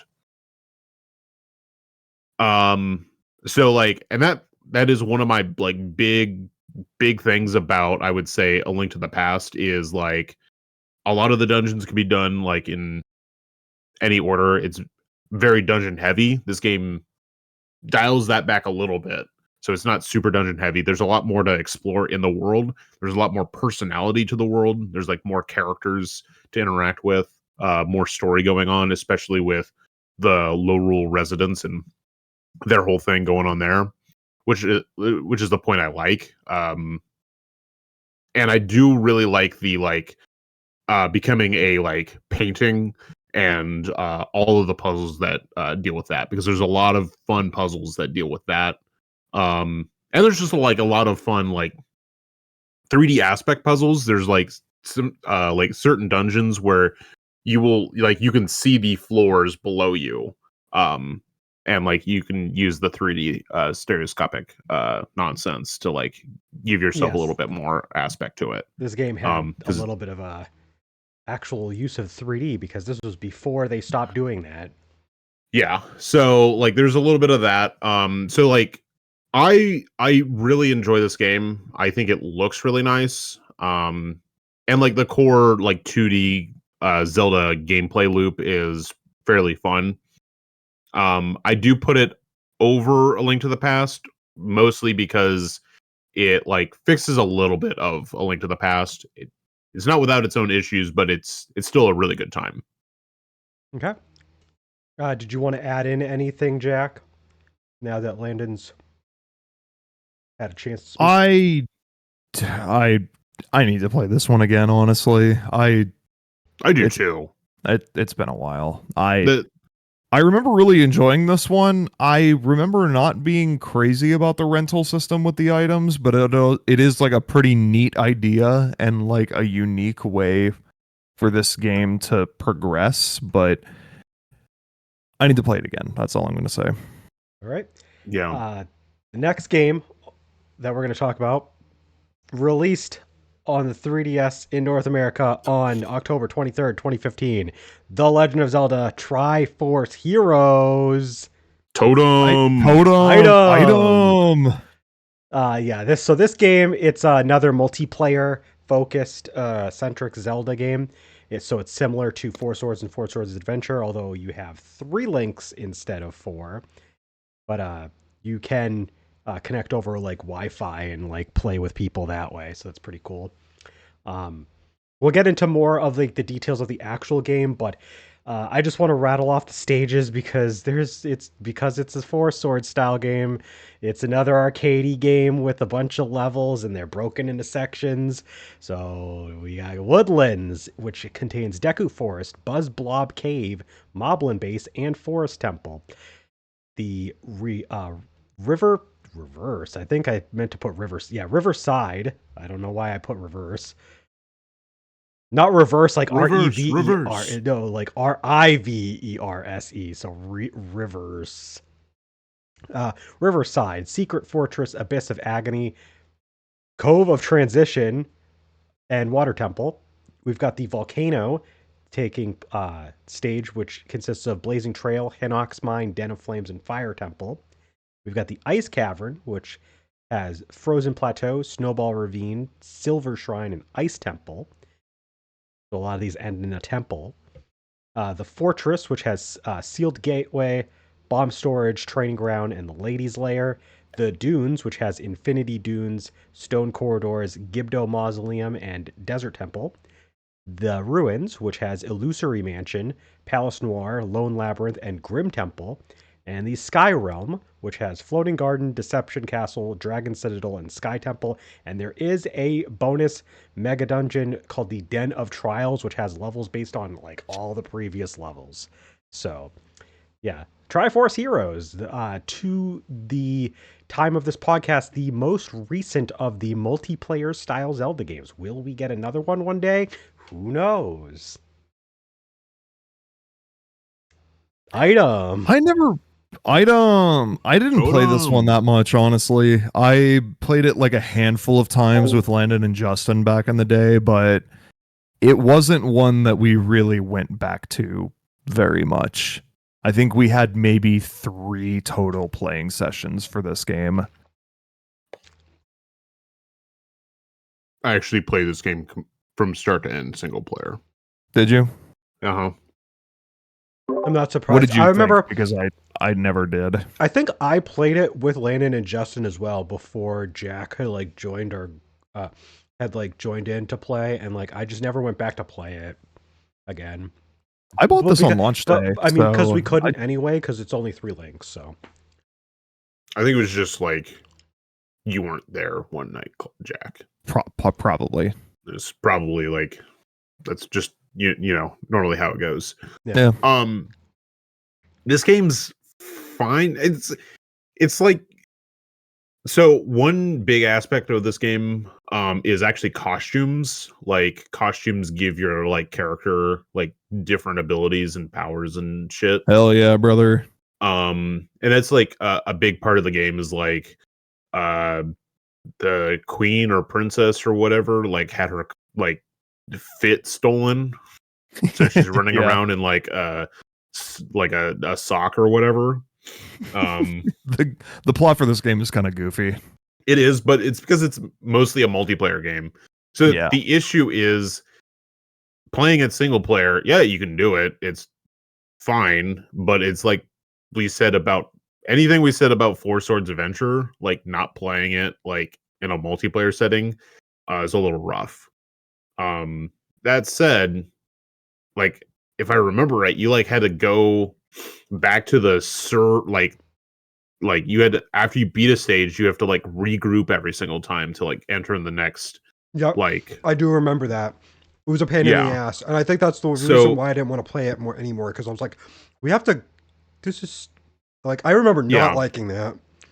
So it's like for a multiplayer game, you can't just sit and like play through like if you could play through like 4 stages, like if you just went through like the whole woodland area and like went all the way through that, or the option to take it like to like dual break or something, that would make sense. And I get it, it's a handheld game, so like they want to like appease people that just want to like play quick and like drop in drop out, but like it's very tedious when you like want to sit there and actually play online. I did play it a little bit like local multiplayer with some friends, and I I think that's still an aspect, but it's still like it's a very tedious aspect. So it's like easier to play through a single player, but like you're still missing out on the experience of like a multiplayer game playing it by yourself. So Right. yeah. So yeah, I mean, it's another one of those kind of games. Did we have anything else to add, or we want to just jump in because we still got 3 more games to talk about, and boy, are they Let's keep doozies. it moving. Yeah, I would say overall it's fine, but there's a reason why it sold like piss comparatively. Yeah, only 1.36 million copies on the 3DS. So yeah, not a lot. It somehow did better than Four Swords Adventure, but I mean that is a bigger install base, so that's probably why. Bigger install base and like ease of playing multiplayer. Sure. So the requirement for Four Sword Adventure is a nightmare. Exactly. So the next game is The Legend of Zelda Breath of the Wild, released on both the Wii U and Nintendo Switch on the same day, March 3rd, 2017. So it did not have the same issue as Twilight Princess. At the time of recording, we haven't actually gotten it yet, but it is receiving a Switch 2 edition with The Legend of Zelda Breath of the Wild Nintendo Switch 2 edition. Surprise, surprise at the name there. We've got, of course, it's Breath of the Wild. You got all these unique mechanics that we all know at this point Breath of the Wild is known for. You've got a fully open world that is like, more open world than basically any other Zelda game before it. And rather than have like large scale dungeons, you've got tons of little shrines all over the world map. Although there are a few dungeons, they have like a theme to them, but I'll talk more about them in a second. But you've also got cooking, you've got weapons that degrade. So yeah, a lot of interesting stuff here. As far as characters go, I think the most iconic probably are the 4 champions. You've got Urbosa, Daruk, Mifa, and Rivali. And we've got the dungeons, which are also a set of 4 and a 5th one. So they are the divine beasts. So you've got Va Meadow, Va Ruda. I might be butchering these names, by the way. Va Rudania and Va Naboris. And then the final dungeon is Hyrule Castle. DLC, though, did add 2 more dungeons. Each half of the DLC added 1. You have the Sword Monk's Shrine, and then the Final Trial is literally what it's just called in the other half, the Final Trial. So yeah, the worldwide sales for this game so far, because they can still go up with the Switch constantly selling copies, 32.62 million copies on Switch, and fun fact, 1.7 million copies on Wii U. It outsold the GameCube version of Twilight Princess. So, yeah. I think that's a pretty big deal, actually. I'm the guy. You're the guy. You're him. You're him. I'm him. I'm the 1.73 million. I did it. So yeah, Breath of the Wild, we reviewed this game, but a very long time ago, like after it had Super came out. ass long time ago. Basically Jesus. 2017 when it was just out.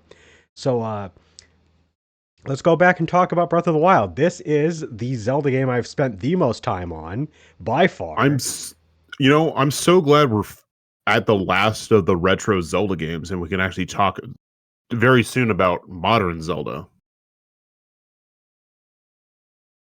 Oh, geez. This game's 8 years old. It's yeah. It's a retro icon at this it's point. Already a pretty old game. And guess what? You can spend $70 on for the it. Nintendo Switch 2 edition. Yeah. Hell yeah, brother. Hell yeah, brother.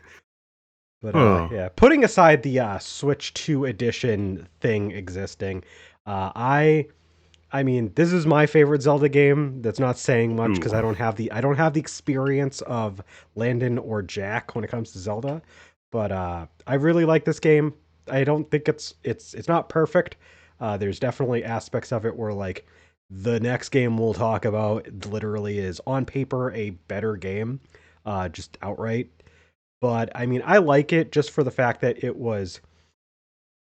I mean, part of it is like Switch 1 launch bias where like it was the game to play. But I don't know, I just feel like it has, just the open world is just the atmosphere of the game is really fun and just really just like they got the like the vibes. I know it's a stupid word, but like the vibes of the game are just really nice. And like there's all these little just like nods to previous games throughout that I thought were really cool.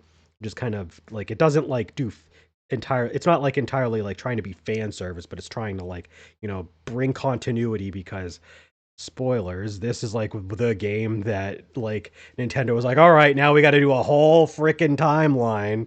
So Actually, they did the whole timeline before this. They did it for yeah. like the And Hyrule Compendium. yeah, and this is like is this the game or is there another game before it where like now all of them merge back down? I don't think it's actually like Nintendo canon, but this is like placed at the bottom of the three timelines, so Yeah. it is the merge. But Like yeah, I don't think that's what I don't they think claim. Nintendo's actually Yeah. yeah. It's one of those things where like when it came out, they were just like, yeah, just slap it at the bottom. So like we don't know. Like after like 20 years from now, when there's like 5 more Zelda games, for all we know, there could be like another split in the timeline that they have to address like a bunch of games placements. So who knows. Yeah.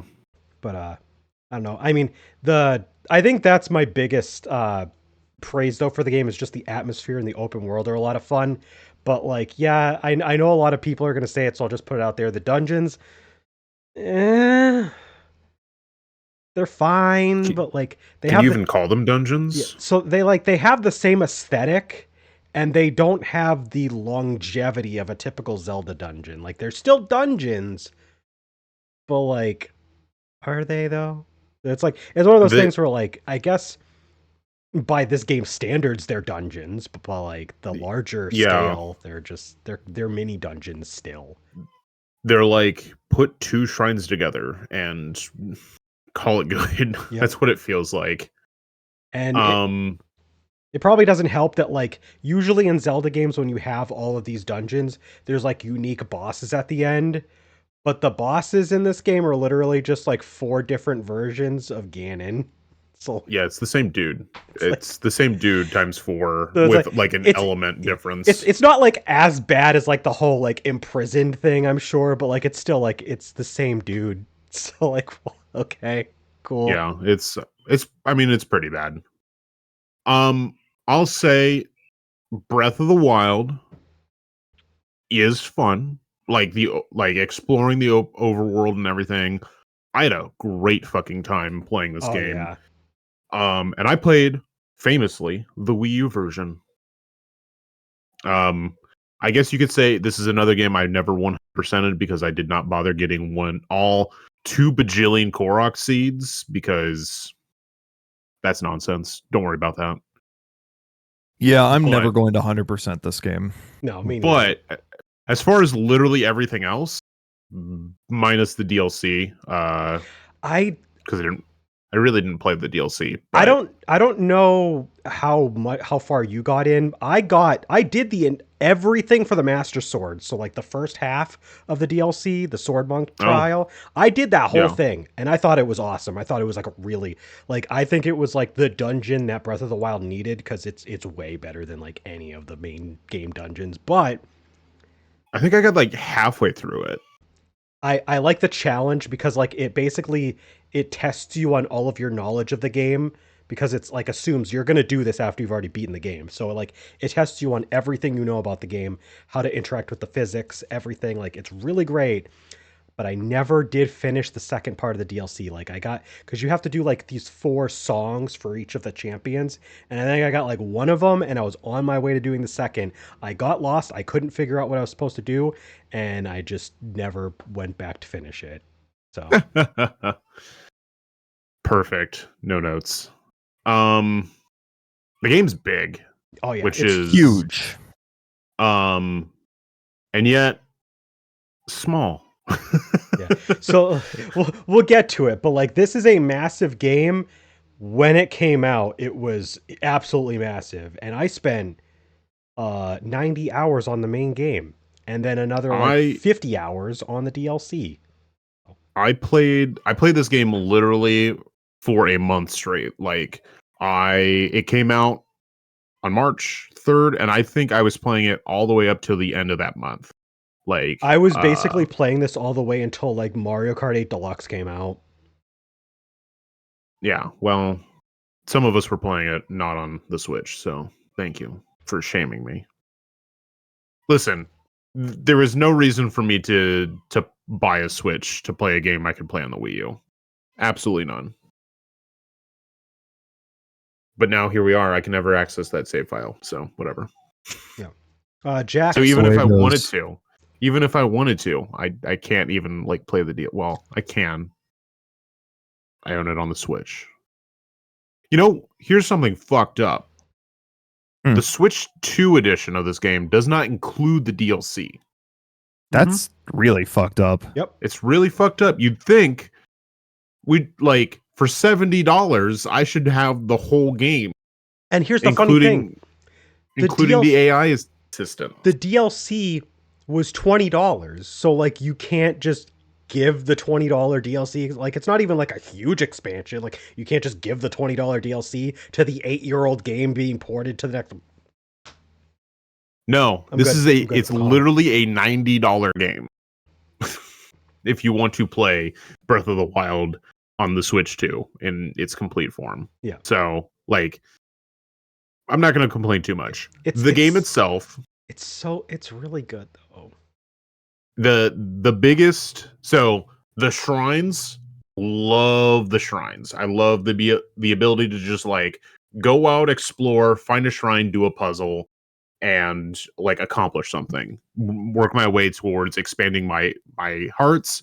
Work my way towards expanding my stamina. It's just a fun gameplay loop. It is. Cloud said it. The dungeons suck.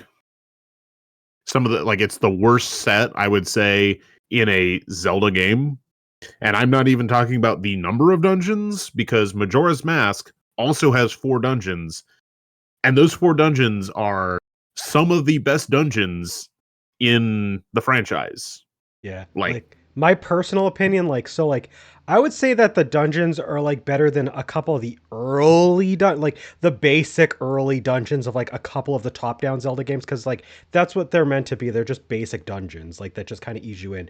But like when you get to like the really like fleshed out dungeons of a lot of Zelda games, like none of the dungeons in this game really stick out to me as anything close to like the level of like, I mean, you might not agree, but like I consider the dungeons in Ocarina of Time, most of them really good. Like I don't like any. I mean, I would say this game as like especially compared to this game, Ocarina of Time's like dungeons are like a mile better. Yeah. Like especially all of the like once you have the time skip and you have like all of the adult dungeons, all of those, like I would even take the water temple over like these. Ooh, that's a spicy take. We got to have that's not a good dungeon. We got to have the one like, fiery, spicy land and take per podcast episode at least, and that might be the big one. And I don't like Ocarina of Time as much as other people. I'm Ocarina of Time's like biggest hater, yeah, but also like enjoying the game. So yeah, the dungeons are really lacking, but the shrines and exploring the overworld like make up for that like 200 times over. Right. Yeah. It is so fun to explore this game. And that's fine. Like there's a lot of good challenges in the overworld. Yep. You have like moblin bases, bosses. Yeah. Like there's a lot of good puzzles and there's a lot of good like combat that make up for the super lackluster dungeons. And I know a lot of people have issue with like the weapons and armor shields degrading over time, but the game is designed around it. Yeah. I think it does make it tough to like start a new playthrough, but like once you get that flow state going, like it does kind of build into like, okay, this just feels good enough to play through. Yeah. Also, you can just get the Master Sword, and while it's not always at full power, like it doesn't break. It just like loses its shine after a little bit, and then you have to let it recharge. But still, small thing. I really like how they portrayed the Master Sword in this game. I think it's really fucking cool that you go through the Lost Woods to find it, and it's like Yeah. got like the Link to the Past style like spot where you discover it. Oh, It's that's so cool. like a lot of stuff in this game, like really, like you were saying, like really ties into a lot of stuff like previous games did, and it's fun. Like the flood End of that. the day, fun game. Yep. So yeah, Jack, stuff on Breath of the Wild. I mean, you guys basically said it all already. I feel like we've talked about Breath of the Wild a shit ton, so I don't feel like I need to say that much. Amazing game. Overall, has a really fun and satisfying gameplay loop. It really shook up the series in an interesting and fresh way that made it feel like a new experience without totally like departing from the Zelda formula and being something that it's not. It's one of the closest. I was going to say it's the closest thing to Zelda 1 that we have gotten. It feels as a Zelda game. It feels very Zelda 1. Like if you had taken Zelda and then just like said, okay, what does that look like in 2017 with all of the advancements in game design that we have now? Like that's what you would get. Yeah, I mean, what more do you need to say? Yeah. So yeah. And I mean, I mentioned I like Zelda 1, so like that's a good thing that I'm saying that. It's not a bad thing at all. So yeah, so that's Breath of the Wild. We talked a lot about it before, so our opinions are pretty solid on it. But following up on it, another 6 years later, we got the Nintendo Switch release of The Legend of Zelda Tears of the Kingdom, or Tears of the Kingdom. Who knows? Who knows? Wow. Big throwback. To earlier this podcast. The brick Smash jokes. cut. I love brick jokes. But Smash cut to an Ace Attorney flashback, if you will, to earlier this podcast. Originally released on Nintendo Switch on May 12th, 2023. And just like Breath of the Wild, as Landon was mentioning, we have a port for Switch 2 coming up. The Legend of Zelda Tears of the Kingdom, Nintendo Switch 2 edition. Surprise, surprise at the name. And as we've talked about, it is the direct successor to Breath of the Wild, so it plays a lot like Breath of the Wild with the same large open world, but it is drastically changed around. You have the overworld now split between the surface, the sky, and the depths. And this is all taking place during a period that they call the upheaval. There's like Ganon's energy force, like there's like a thing called the gloom that's like ripping apart Hyrule, and it's pretty interesting. So the shrines, they do return. You have shrines again, but they are spread throughout these 3 layers to accommodate. The major addition to this game is the Ultra Hand ability, so you can stick a bunch of things together. You can invent things that way by just like there's a lot you can do with the Ultra Hand, honestly, like just a lot.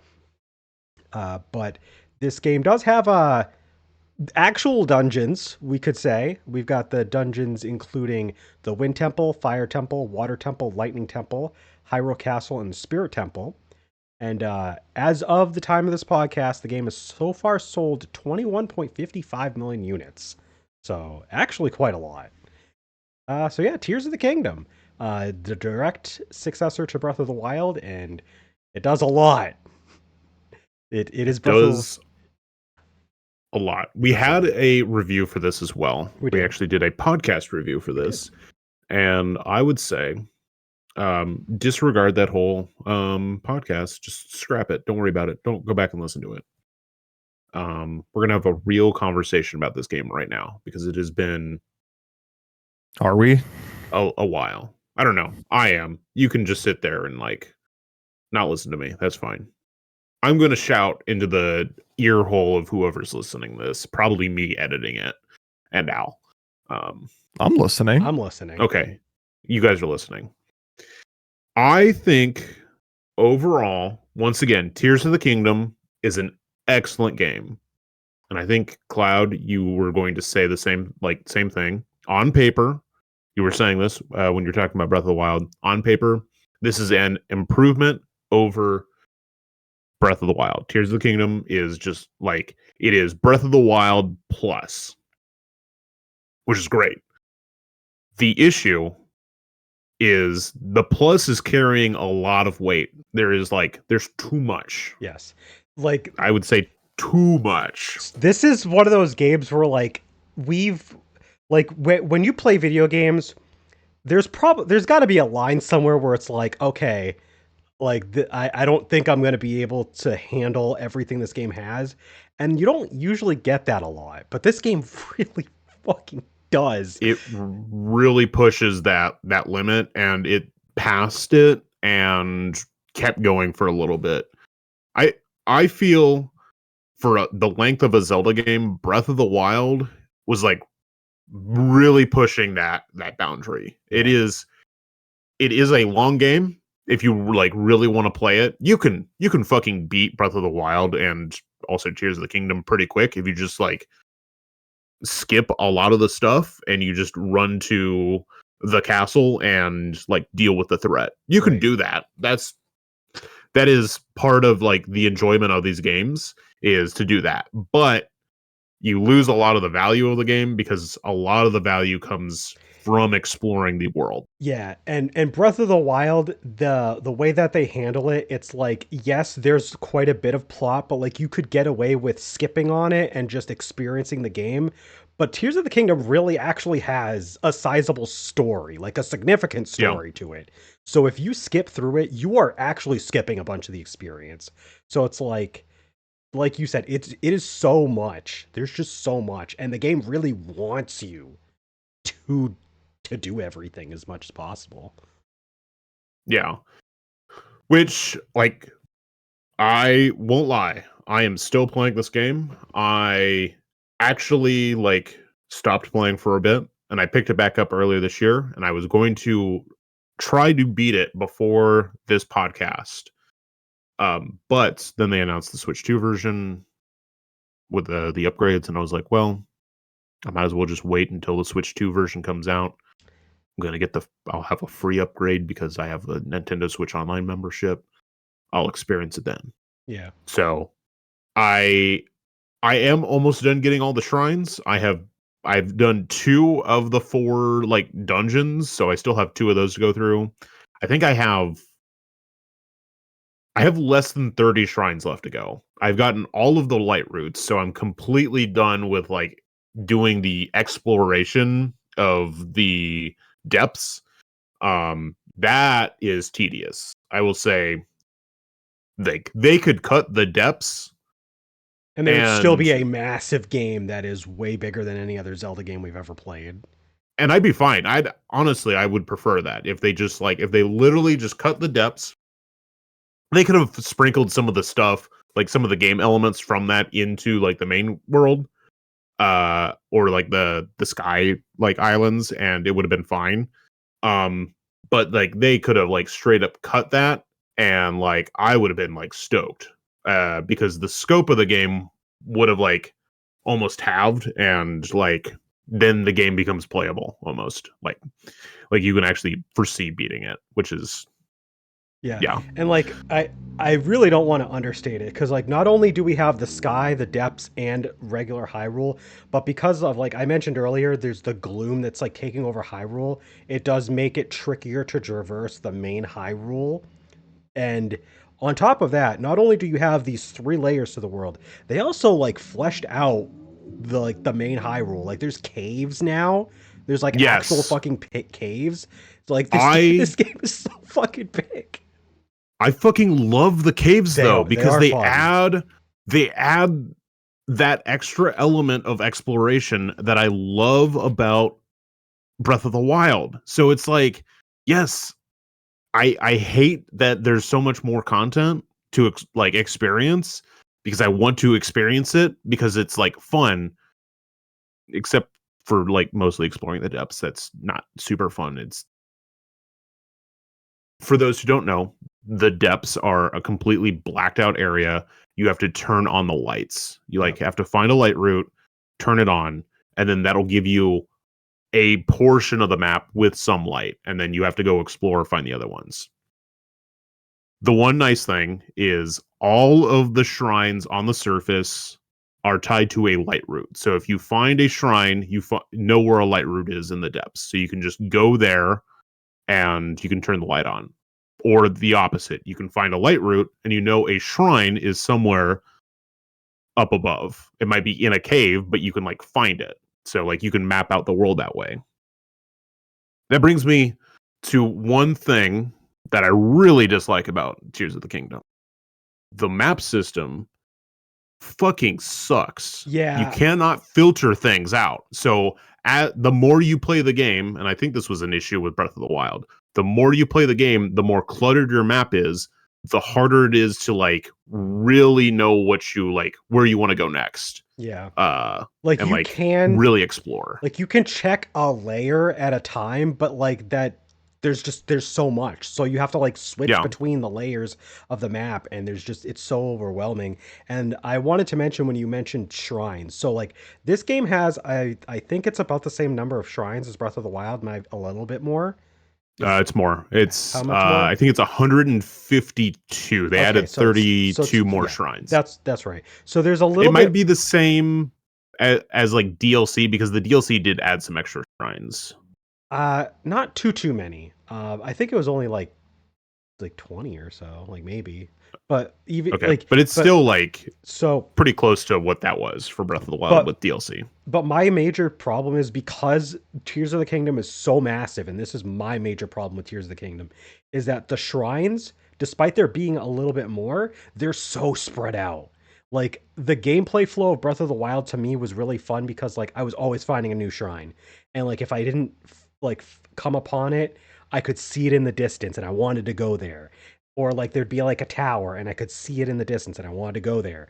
But like Tears of the Kingdom is so massive that those like landmark locations that you would like pace yourself with in Breath of the Wild, they're like spaced out. So the game's asking a lot of you. So if like you're not down for that, it's a tough game. But like it gives you a lot to play and chew on. But it is asking you a lot to get to all that content. So, but I think wrapping it back to what you were saying. I think a big reason why I haven't returned to Tears of the Kingdom is just because of how overwhelming it all is. Like I played a decent chunk of it. I want to say like 15, 20 hours in, and I kind of stopped one day and I just never got back to it because I'm like, man, there's just so fucking much in that game. It's a daunting task because it feels like a game you're going to be playing forever. Oh yeah.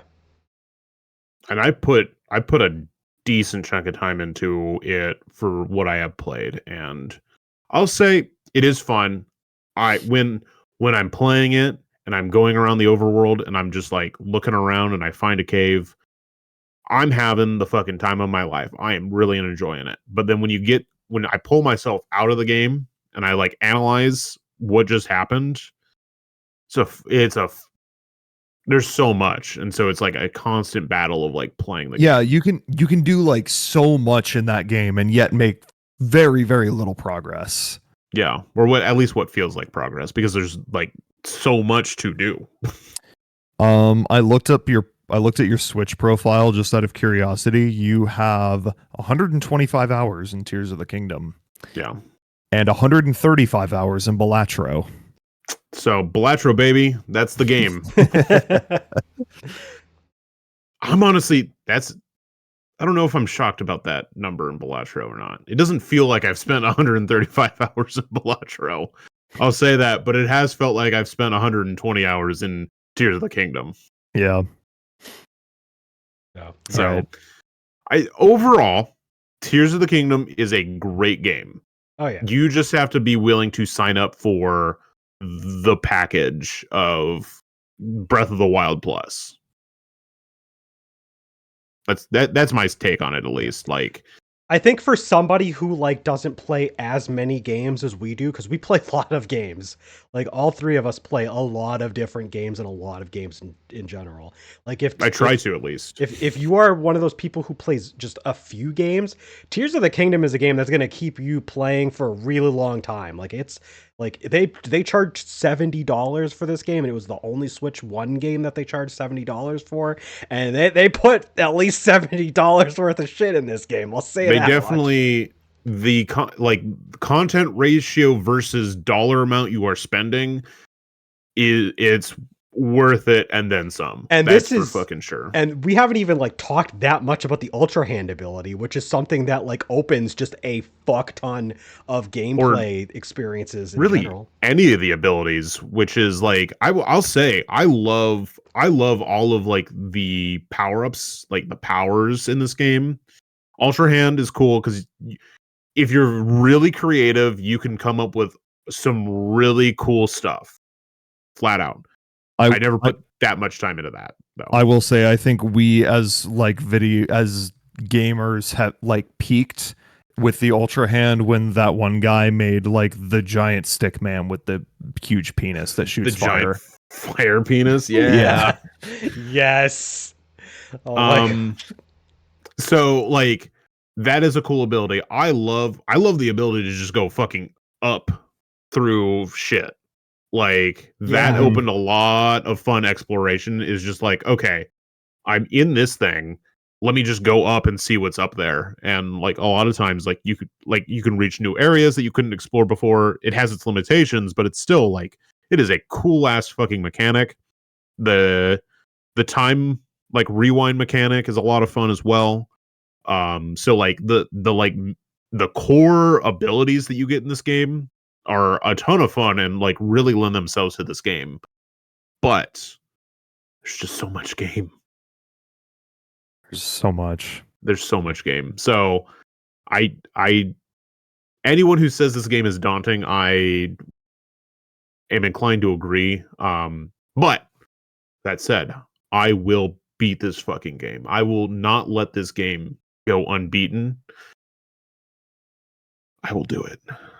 I had all other Zelda games, all other mainline Zelda games I have beaten. Except this one. This one has to be beat. So I believe in you, Landon. Yeah. I'll do it. Switch 2, baby. Let's go. Yep.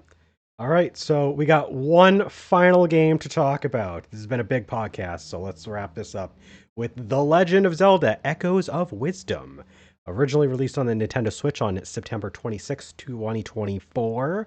So that was last year as of the time of this podcast. And it is building upon the remake of Link's Awakening from 2019. So it's got the same engine, it's got the same perspective, same graphical style. But plot twist, you play as Zelda instead of Link. And because of that, she has a unique gameplay mechanic where she's able to conjure echoes, which are supposed to be copies of different kinds of like inanimate objects. You can take control of it. You can make enemies and have them fight. You can use these to solve puzzles. There's a bunch of different things you can do with the whole echo mechanic. And this game has a lot of dungeons. We've got the Suthorn Ruins, the Jabul Ruins, Gerudo Sanctum, Hyrule Castle, Elden Temple, Faron Temple, Lanayru Temple, and Null's Body. But there's also mini dungeons. There's several of them. You've got the Eastern Temple, the Wrecked Ship, Summit Cave, and Hidden Ruins. And as of the time of this podcast, the game has sold 3.19 million copies worldwide. But to be fair, that is literally just till the end of December. We don't even have updated sales figures, so that number is going to go quite a bit up next time. So this is probably going to be out of the number for that is going to be out of date by the time a lot of people might listen to this podcast, because there's going to be a report coming up in like a couple weeks. So it's going to be more. Yeah. So 3.19 million copies in just like what it came out in September, so like less than 4 months. So. Yeah. Less than a quarter. I believe I'm the only one who's played this game. I have unfortunately not played played this this correct. Game. Yeah. I own it. I have not played it. Ooh, I know that feeling. Me too. Yeah. Been there. I'm still doing that with a lot of stuff, but not this game. I fucking love this game. like I really enjoyed my time with this game. It like even like Kari was just like, you're just having so much fun with it, because I would just like come home and like just boot up the fucking game and like just like have a grand old time. And like it is a good mix of concepts from like Breath of the Wild and Tears of the Kingdom, as far as like open worldness. So like also A Link to the Past and um A Link Between Worlds, which is like the world this game really like takes place in. It's not an exact sequel to either of those games, but it's like that is the Hyrule they're basing this off of. Um, but it's open, so like they like present you like 2 or 3 dungeons at a time, and you can take those two in like on in any order you want, and then they'll have like a story event, and then there's like another set of dungeons you can explore. And I appreciate that more than being able to take on every single dungeon all at once, because there's a level of pacing for the dungeons. With that is like, these ones are slightly easier, these ones have a little bit more challenge, and then like the final one, because it's like cut up to where I think it's from the ones that you mentioned. The first one is like the first dungeon, and then you get the next two, and then you do Hyrule Castle, and then you have the 3 temples after that, and then you have Noel's Body as the final dungeon. So like that's how they cut it up, is like you get the one dungeon that's the piss easy dungeon, and then you got an option so you can explore the world a little bit, which is great, because it gives you the player some agency. And then they're like, okay, now They you have to go funnel through you this in. dungeon. Yeah. And then they're like, okay, now you can explore basically the rest of the world. You can go wherever the fuck you want. And then they funnel you in for like the final dungeon. So like it's like less of like one giant plateau and then a little peak, whereas it's like multiple like stepping stones. Yeah, So that does sound like a lot like a hybrid of Link's Awakening and Breath of the Wild Tears of the Kingdom. It's like yeah, it's very interesting. so like, and you can actually explore a lot of the world once they like open the world up to you. Like I was like just going around the map, not really like doing like dungeons stuff in the first section. I was just exploring and seeing what I can find and like grabbing echoes. You can't use all the echoes at once because you do have to power up your fucking wand. But and then you can only do that by like uh clearing rifts, and like the major ones come from dungeons. But you can still like explore a lot of the world, see a lot of it, and like have those echoes in your back pocket. I think a lot of people would say is the biggest issue comes down to combat, because a lot of it is just like click whichever one is your strongest echo and let it fight for you, because Zelda, outside of having like the ability to turn into Link for a little bit, like is not going to do a lot of the combat. It's going to be whatever your like highest level echo is. Which means there's a little bit of like playing a waiting game, just letting something kill it. But I still enjoy like summoning 4 crows and having them attack like a fucking moblin or something, because it's fun to watch. So there's a lot of good puzzles in the game. I enjoyed that. It really comes down to like a fun world to explore, and like having like a little bit of agency in like how I want to explore the world. And that's like why I really enjoyed the game. All right. Yeah. So that is all of the mainline Zelda games as of the time of us doing this podcast. So obviously, As of 2024. yeah.